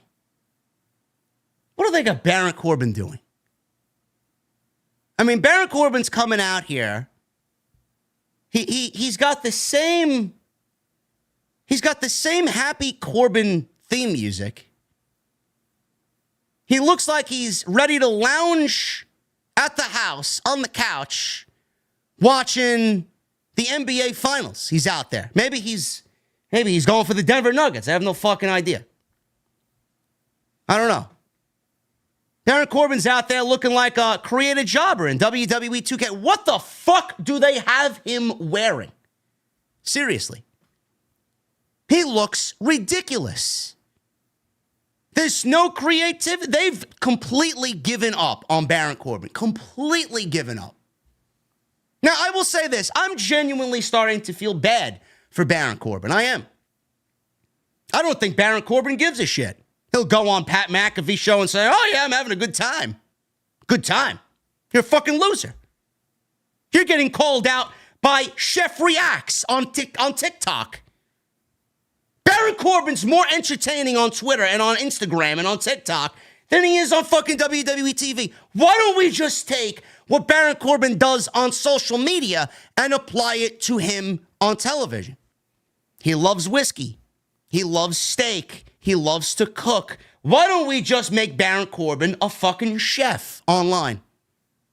It's exactly what we should do. We should be doing with Baron Corbin. Make him into a fucking culinary chef, man. Seriously. Have him go worldwide. Have him fucking go on Food Network and throw down with Bobby Flay. Have him fucking throw down with Chef Irvine. I'd love to see it. I'd love to see it. He is absolutely dead in the water, Baron Corbin. It sucks. Not a bad wrestler.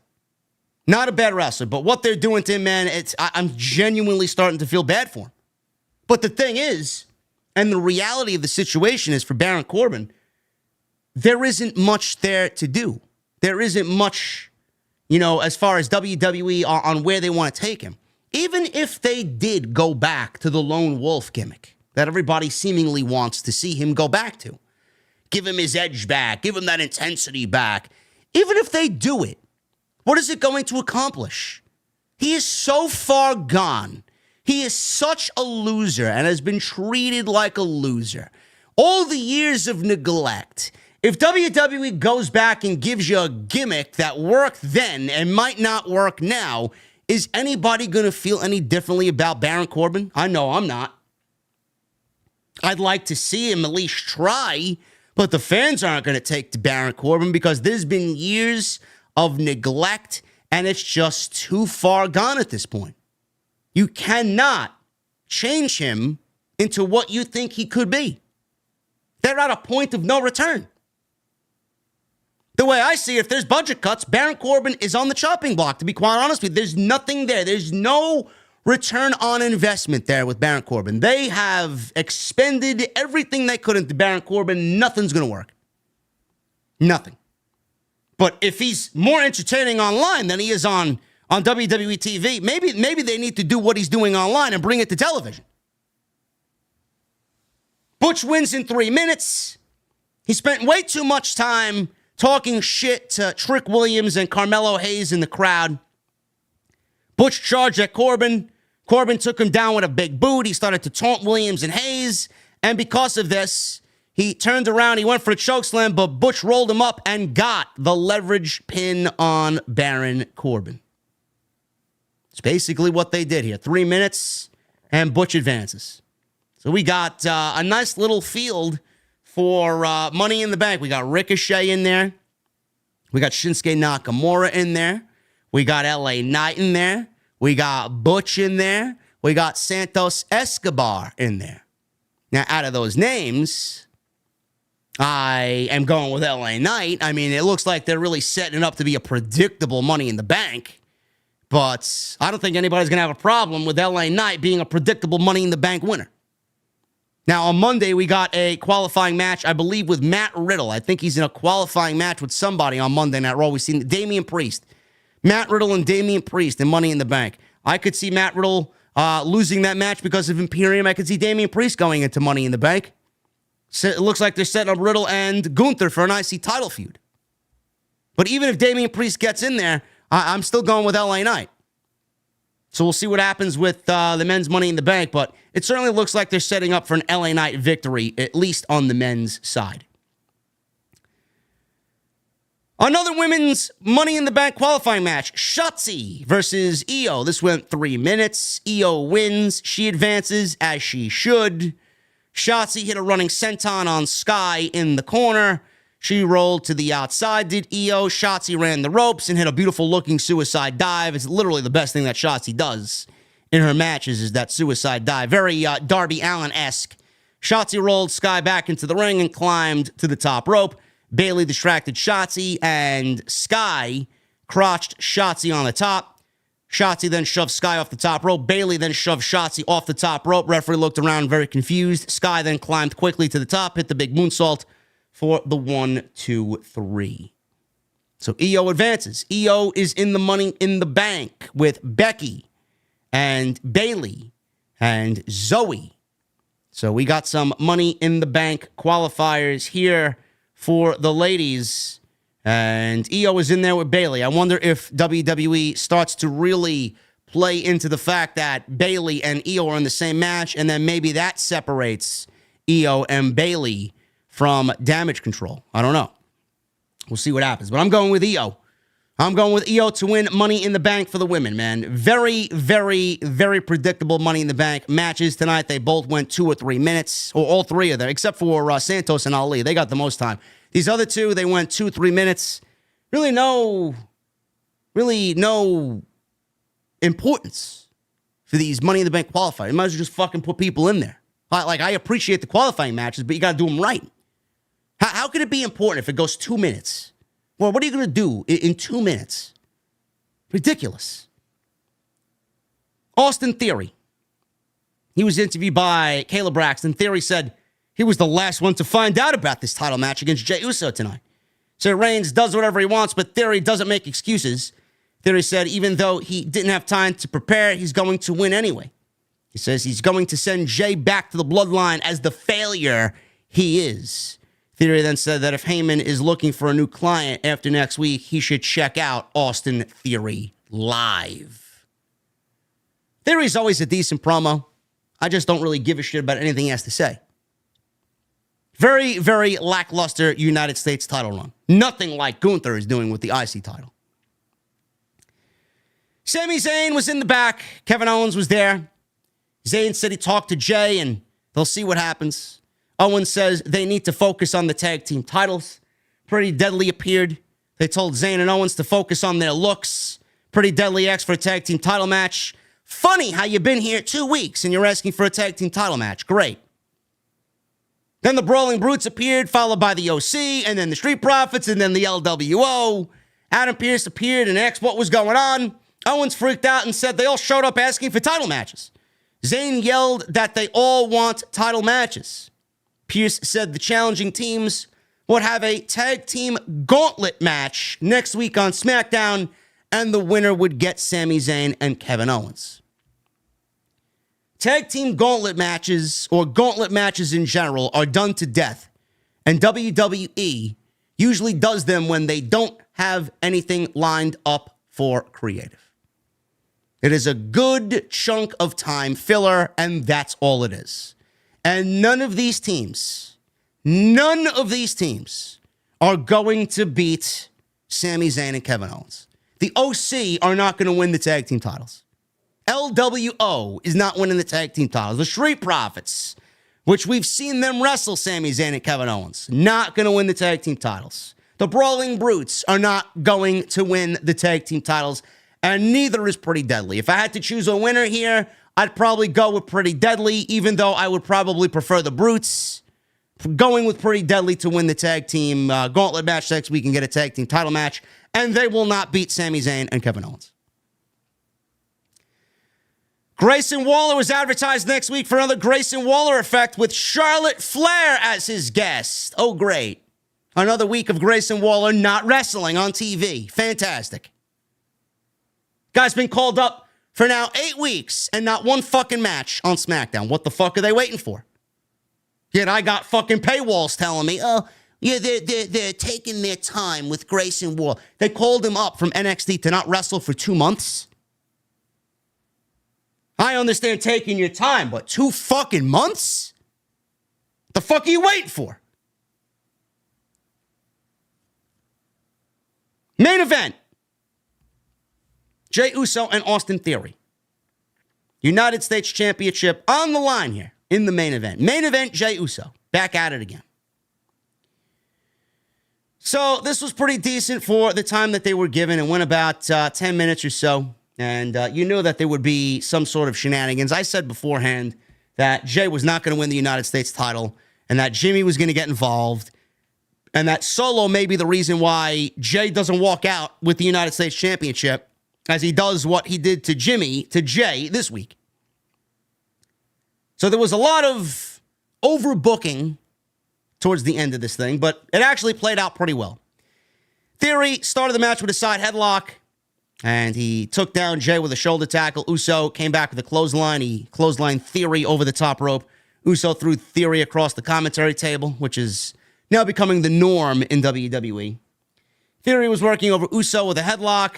Uso got back, up to his feet, started throwing blows, right hands at Austin Theory.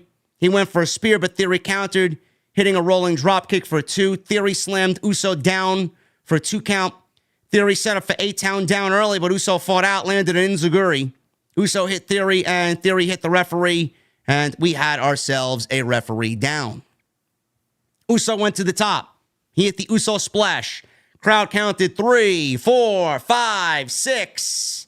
Uso should be the United States champion. Out of nowhere, Pretty Deadly, who now have aligned themselves with Austin Theory, came out to attack Jey. What a random pairing, huh? Such an oddball pairing. Pretty Deadly and Austin Theory. Doesn't make sense to me. They're two polar opposites. So Pretty Deadly came out to attack Jey. I don't even know why they're together, man. They were teamed up in a 6-man tag last week, and now they're all of a sudden a fucking faction. Or a trio. So stupid. Jimmy ran in to take out Pretty Deadly. He super kicked both of them. Solo then ran in the ring and took out Jimmy with a spike. Jimmy got up and went to kick Solo. He instead kicked Jey in the face inadvertently. Solo and Jimmy brawled to the outside. The referee woke up.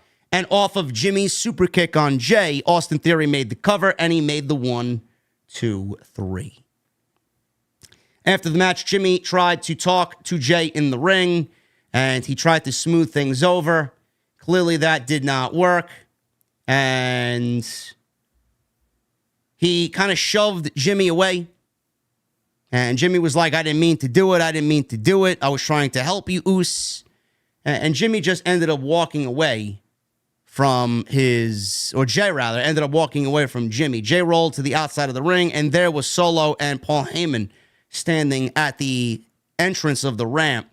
He paused, he looked at Heyman, he looked at Solo. Heyman apologized for what happened. Jey looked at Jimmy in the ring and just walked off. And Heyman at the end of the show held up his phone and told Siri to call Roman Reigns. And that's the way SmackDown went off the air. Theory and Jey had a decent match. They did some pretty good work together. It was basic up until the ending. The ending was really nice. Lots of story there to dive into. The crowd was clearly behind Jey Uso every step of the way. They're all hanging on to this Uso decision. Is Jey going to stay with Jimmy? Is Jey going to join the Bloodline? And it shows that Jey and Jimmy have major babyface written all over them here in this post-Bloodline era on SmackDown. So Jimmy's appearance was definitely going to be there tonight. Solo, I assume, was going to get into the match. That both happened. And Jey has every reason now to be skeptical of Paul Heyman, Solo Sikoa. He's got to be skeptical now with Jimmy. That's the cliffhanger. Jey is now skeptical of Jimmy after everything that happened here tonight, everything that happened with Roman Reigns. They're brothers. But it's easy to really see as a fan that Jimmy would not want Jey to win the title tonight because that means Jey would have to be in the Bloodline. If Jey won the United States Championship tonight, it would mean that Jey would be in the Bloodline and he would be where Roman wants him to be. So that's another caveat of the story now. Jey is going to look at Jimmy like, was Paul Heyman right? So there's a lot of twists and turns here. A lot of twists. You got Paul Heyman manipulating Jey Uso and trying to bribe Jey Uso back into the Bloodline. Got him a United States title match. If Jey won the United States Championship and Jimmy saw this, that means Jey would have to be in the Bloodline. Jimmy doesn't want Jey to be in the Bloodline, so Jimmy is going to stop Jey. Theoretically, if you're Jey Uso, he's going to take that opportunity away from me. Maybe what Paul Heyman said about Jimmy, making these decisions for me, maybe the OG was right. Because that's exactly what Jey's thinking tonight. That's exactly what Jey's thinking tonight. You did what you did tonight because you didn't want me to be in the Bloodline. You didn't want me to win the United States Championship. You don't trust me. So a little dissension there. These little twists and turns. I love it. But that's not Jimmy's motive. At the end of it all, that's not Jimmy's motive. Jimmy just wants Jey to see for himself what Roman is doing. He's done it to Sami. He's done it to Jimmy. He's going to do it to Jey. He's going to do it to Solo. They're trying to convince him that Jey's got to see it on his own. He's got to see it on his own. I thought this was okay for SmackDown tonight. I didn't think it was anything spectacular. I thought the in-ring action tonight was okay. We got a decent match with Theory and Jey Uso until the ending. It was very story-heavy at the end. We got a very good match with Mustafa Ali and Santos Escobar in the open. And everything in between. 2 minutes there, 3 minutes there, Charlotte Flair here. I mean, you could bookend the show with a decent open, a great first match, and a nice ending. But if I got to sit through an hour and 20 minutes of in between of the show being nothing, kind of weak. Kind of weak, man. Anyway, I appreciate you guys joining me tonight on the podcast. Once again, I want to thank my partner, DraftKings, for sponsoring the show tonight. We're going to kick it to the DraftKings spot again, and then when we come back, man, we're going to do the Super Chats and get into the Super Chats. So hang tight for another minute and a half. I'll be right back, and I want to thank you guys for helping me tonight on the show. Help out DraftKings, sponsoring tonight's SmackDown post show right here on Off the Script. Ladies and gentlemen, I want to thank my sponsor for today's video, DraftKings Sportsbook.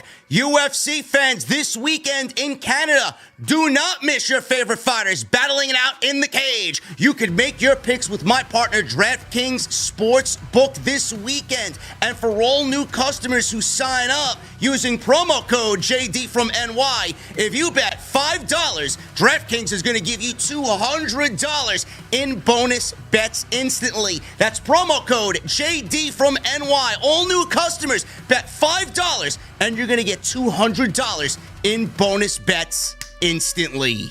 In addition, stay in the action, guys, and use your $200 in bonus bets on DraftKings same fight parlays for a shot at even bigger payouts. Combine multiple bets together from the same fight, including number of rounds and method of victory. The more bets you combine, the more you can win. DraftKings is the only place where you can bet same fight parlays, and if sports betting is not yet available in your state, do not worry. You can still join in on all the fun with DraftKings Daily Fantasy and have a chance to win cash prizes. And it really is all that simple, guys. Honestly, download the DraftKings Sportsbook app, and all new customers who use promo code JDfromNY bet $5 on any wager, and instantly you're going to get $200 in bonus bets. Once again, download the DraftKings Sportsbook app, $5 on any wager, promo code JDfromNY, and you're going to get $200 in bonus bets only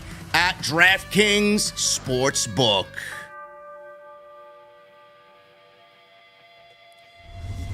Thank you guys for joining me tonight, man. Follow me on social media at JDfromNY206. That's Twitter, Instagram, TikTok, and Cameo. Hit that subscribe button down below. Turn on the bell for notifications. Make sure you guys check out all the other videos on the channel. Plenty of it. More to come this weekend. All on the homepage. And please hit that thumbs up. Let's try for 1,000 likes. On today's SmackDown post, we got another 150 to go. I'd really appreciate if you guys can get as close to 1,000 as possible. Let's get into the Super Chats. Man, we got a lot of Super Chats here by Peter Gaymore, man. I feel bad for Peter Gaymore. He's up in Canada. Peter, I'm going to read through all of these, brother. Thank you so much for all the Super Chat love, brother. I'm still alive here in Canada, JD. Omos came to rescue me from the fires. What a man. He even signed my Omos shrine. If Omos had an OnlyFans, would you subscribe, JD? No, I would not, Peter Gaymore. The Great Khali vs. Omos, my dream match. Promos would be bangers, but I don't think people are ready for it, to be honest.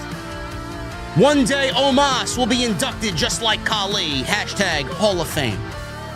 I got my Omos jammies on, and I'm ready for SmackDown. Omos should be a Paul Heyman guy. And can you tell me a bedtime story in the Omos voice? Peter Gaymore, I cannot do that. And the most important thing, Peter Gaymore, is that you are alive, you are well, and hopefully those fires up there are dying down, brother. I need you to breathe.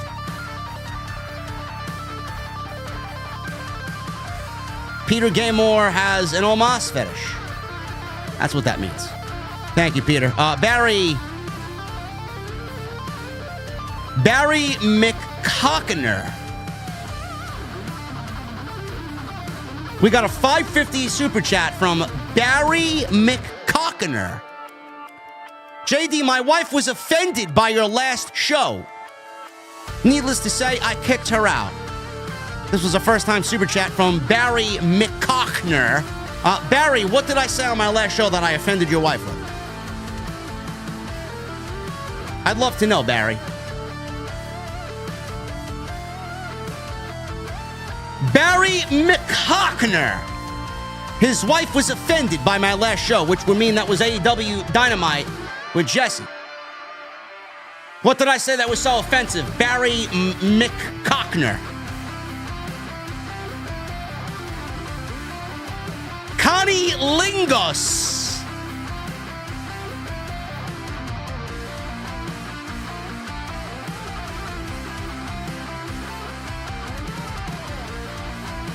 We got a $5.50 super chat from Connie Lingos. I'm here to say that you are now banned from my house. I need your mouth washed with soap, young man. Shame. It's a first-time super chat from Connie Lingos. Thank you, Connie. Nobody's washing my fucking mouth out with soap, Connie.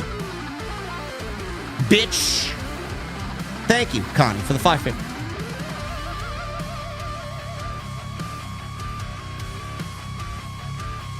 Michelle Moran with a $5 super chat. Figures they wait till next week for Jey's decision. And what do you make of the rumor of Roman being in tag team matches to extend his title reign? I believe the rumor is true. I think we're going to get the Usos versus Solo and Roman at Money in the Bank.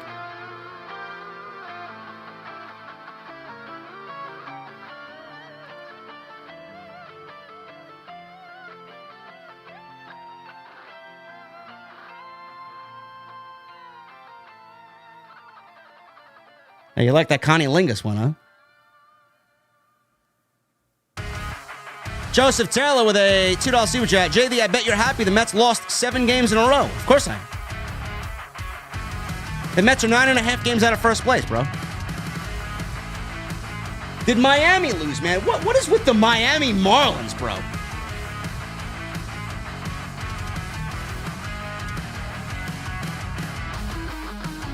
Hey, they lost today. Great.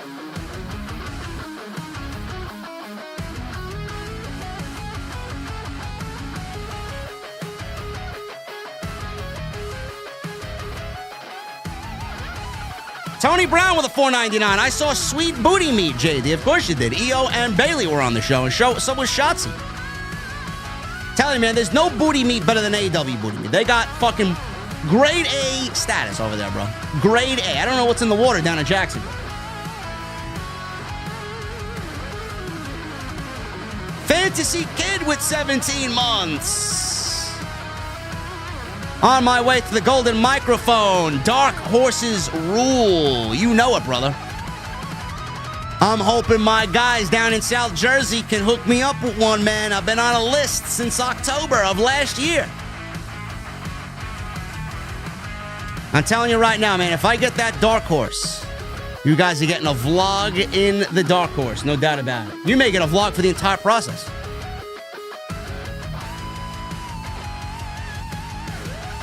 Joseph Gonzalez with a $9.99. Charlotte with her secret 24/7 Money in the Bank clause alone devalues the women's Money in the Bank match.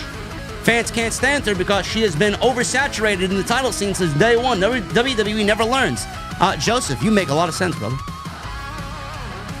Charlotte comes back, and by doing nothing, Charlotte comes back, goes on vacation to pet some fucking kangaroos, and goes to visit the pyramids in Egypt. Comes back after 2 months and gets a title shot. Meanwhile, you got 6 women trying to vie for a title shot at the women's title. Wow, man, that really makes the Money in the Bank contract seem a lot important, very much important, right? Makes it seem like a great deal. Nobody understands this.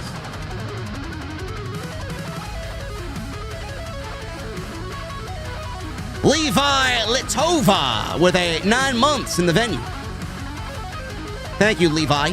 Nearly a year. Let's go. Love your work, JD. Been watching since 2016-ish. Take care, bro. Thank you, Levi.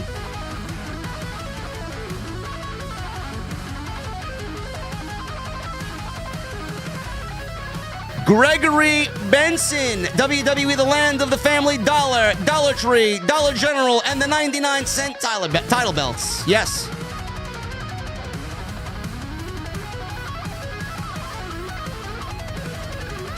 Tay-Tay, the savior with the 10 months. The android is back and we are all doomed. Gregory Benson with $9.99. P.S. When the android made her unimpressive, unimportant return, I had no choice but to turn my television off. I don't blame you, Gregory. I don't blame you.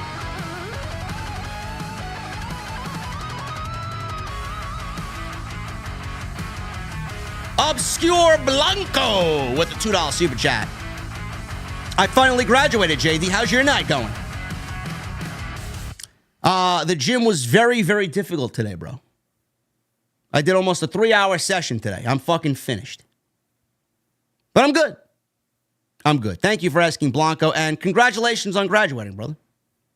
Spending time in the venue is the only way to do it. Jason Barker with a 10 months. 10 months ago, I decided to be a VIP in this lovely speakeasy called the OTS venue. Here's to taking down the geeks and the IWC marks. I appreciate you, Jason. Yes, we have a beer garden. We have the OTS venue, which is more like a dive bar, and a speakeasy in my mother's basement. I drink at all 3 establishments, man. I love a good speakeasy. I love a good speakeasy, man. Dressing up nice and going to the city and having, little peanuts and little cheeses and drinking my fucking $20 drink, right? Then we got the dive bar where I'll just order a nice dish of nachos and some pretzels, some pretzel nuggets with some spicy mustard and some beer cheese and have a fucking cold brew, right? And then we got the beer garden where I'll drink out of a fucking German boot. I do it all. I do it all.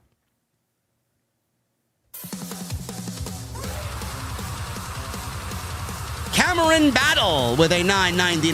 Hey, JD, I think Vince has full say on new SmackDown championships because Roman is holding his title. Hunter has full say on the new Raw championship because of Seth Rollins is holding his title. You may not be wrong there, Cameron. But Vince is booking at a higher level. And he's not in the weeds, so to say, which we know is bullshit. But Vince is booking all major storylines. Judgment Day Mike Harper with two $5 super chats. Vince needs to go. Charbot demanding another useless title shot. And isn't she a babyface now? Also, a new belt for Asuka, which looks uncreative. I would have done this tag team title unification match at Money in the Bank. I think Alba Fire and Isla Dawn are Scottish. We get a huge pop from the UK crowd. Yes, I hope that's the case. I really do hope that's the case. That would be very good for them. A good showcase for them. James Marvel and Eric Newton, thank you for the $100 bombs earlier, gentlemen. Appreciate you guys very much. Jose Perez with a $4.99. Hey, JD, is the late Iron Sheik in your Mount Rushmore of heels? I have him and Piper. Keep up the good work, brother. Iron Sheik was before my time, bro, but I always appreciated the type of villain he was, so he would not be in my Mount Rushmore. Chris Phoenix with the 10 months. I can see Heyman managing Solo once Roman is beaten and the bloodline is gone for good. Absolutely. Paul Heyman, as long as Paul Heyman's doing this, he will always be aligned with somebody at the top.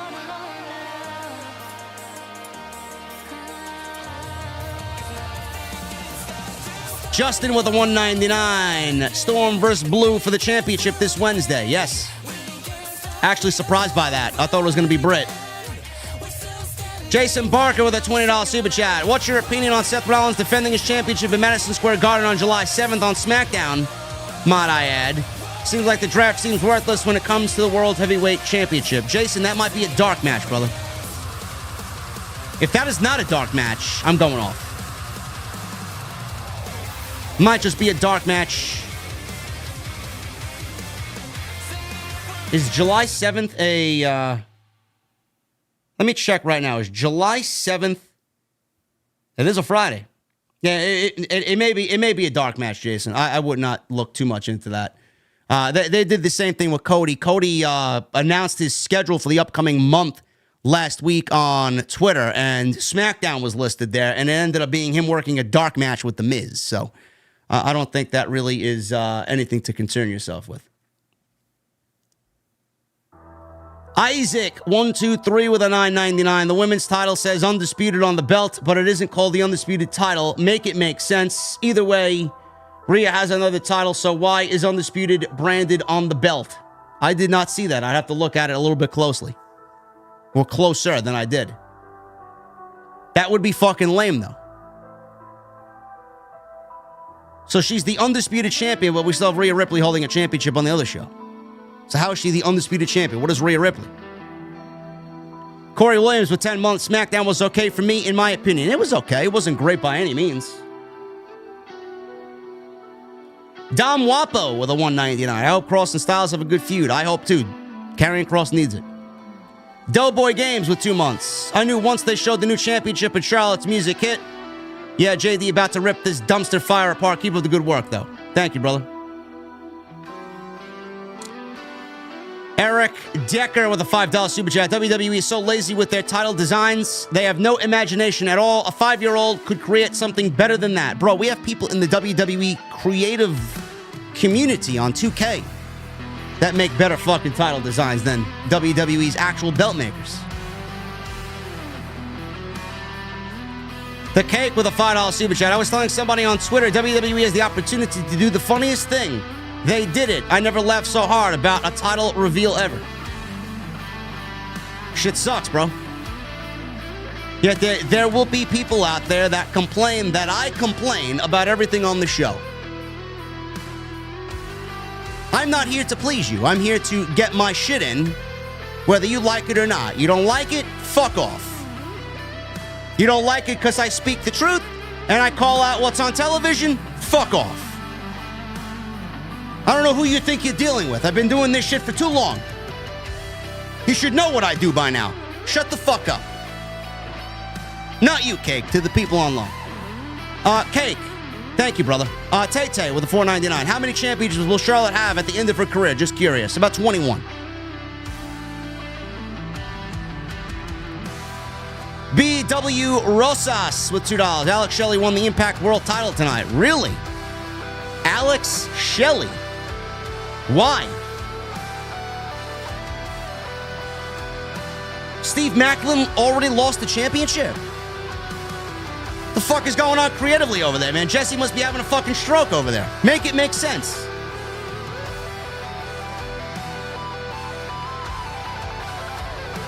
Cake with a $2 super chat. Charlotte doing the shit people accuse Mercedes of.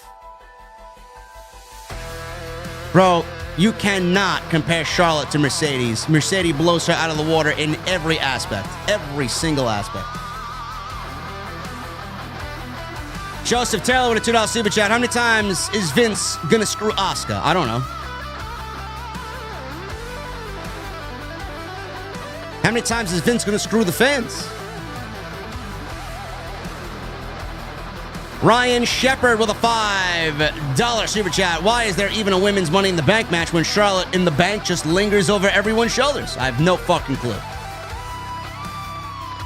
No fucking clue, brother. Eric Decker with a $2 super chat. WWE next pay-per-view might as well be Charlotte in the Bank.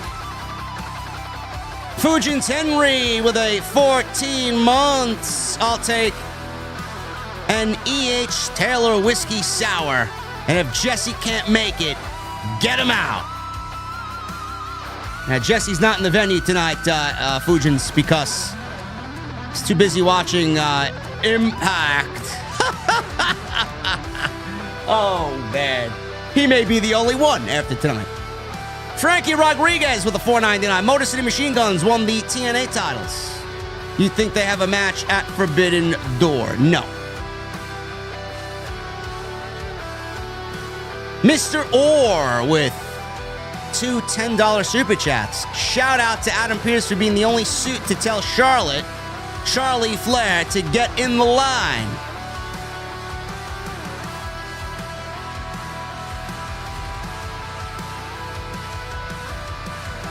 LJ Best Ever with a 23 months in the venue. He says, I'll take Lizzo for the OTS family. LJ, I'm gonna have to step in, and I'm not gonna have you walk down that dark, lonely alley all by yourself, brother. I'm sorry, I can't let you do that. I can't let you do that, bro. You're gonna have to leave Lizzo to the ocean where she belongs. Furious Nation with a 20 months. Thank you, brother. What's up, JD? I know it's felt like ages, but how are you doing, man? I'm doing all right, bro.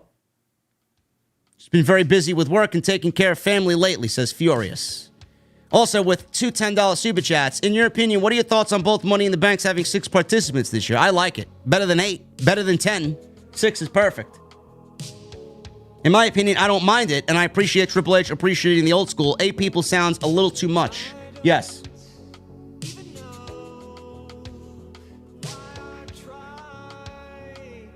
LA Knight's line to Michael Cole tonight, in my opinion, was hilarious. So happy Triple H got rid of Max Dupree and brought back LA Knight. Hologram, I don't give a fuck, bro. What are people gonna do? Who's gonna say what? What are they gonna say? What are you gonna do to me? Huh?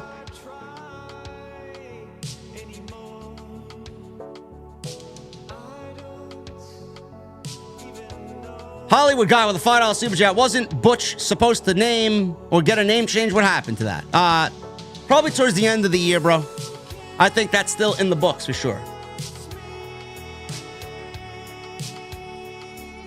Hollywood guy with a $5 super chat. Wasn't Butch... I just read that. Yes, at the end of the year, Hollywood guy. Thank you, bro. Nate, the head of Talent TV, with a $5 super chat. JD, it's my birthday. Thank you for everything you do. Your podcast helps me a lot. I'll be at Forbidden Door and can't wait for those 2 matches. Nate, happy birthday, brother.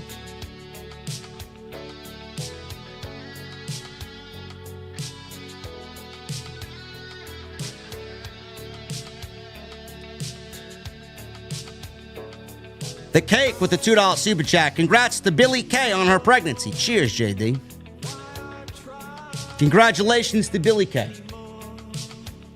Sinister with the 9 months. SmackDown was a 10 out of 10. Asuka's belt was good. Charlotte being back is great for the women's division. Charlotte vs. Asuka, WrestleMania 40. Take my money. Hashtag LTB. Hashtag OTS for life. I think Sinister may be drunk. Sinister's got to be drunk. There's no way Sinister is serious. Furious Nation with a $50 super chat. Unifying the women's tag team titles, I think, is the right move. Yet geeks on social media are sadly complaining. Like Jim Ross said, the more titles there are, the less value the previous titles feel. And thank you for burying Tyler Sneed.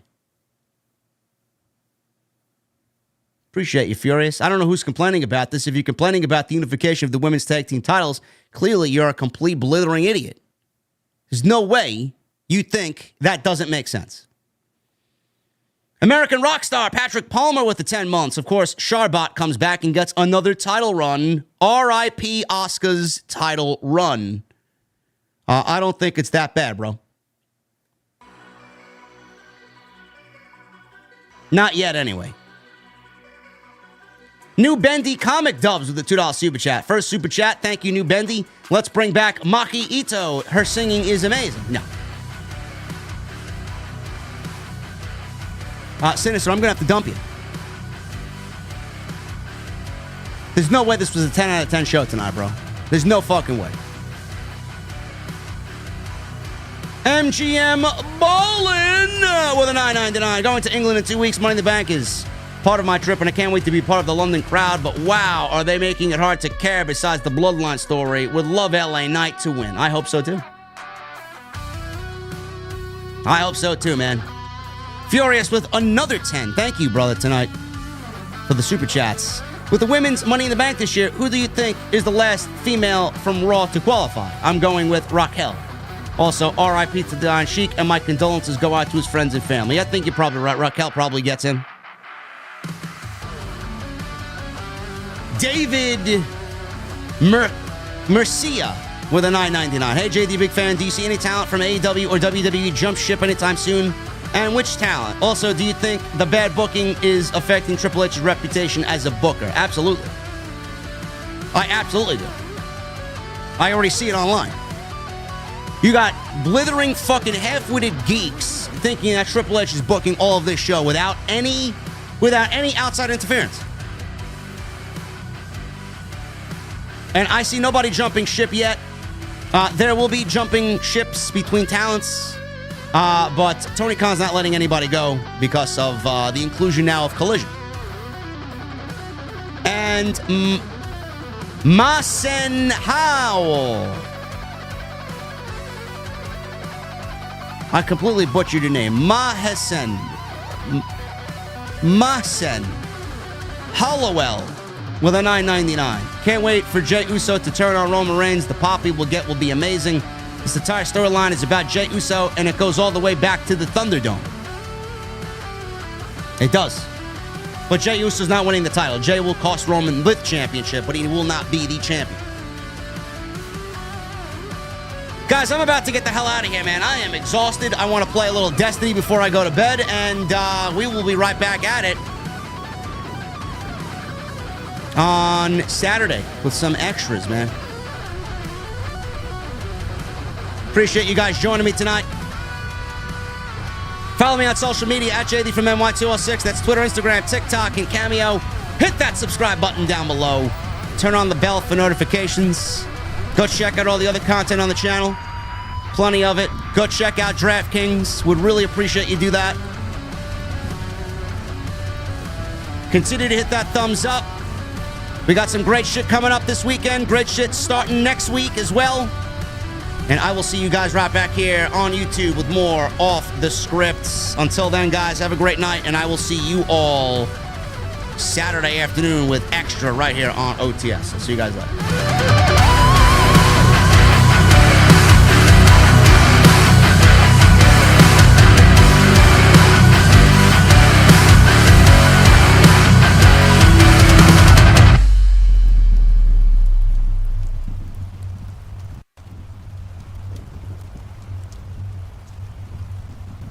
I don't even know why I come here.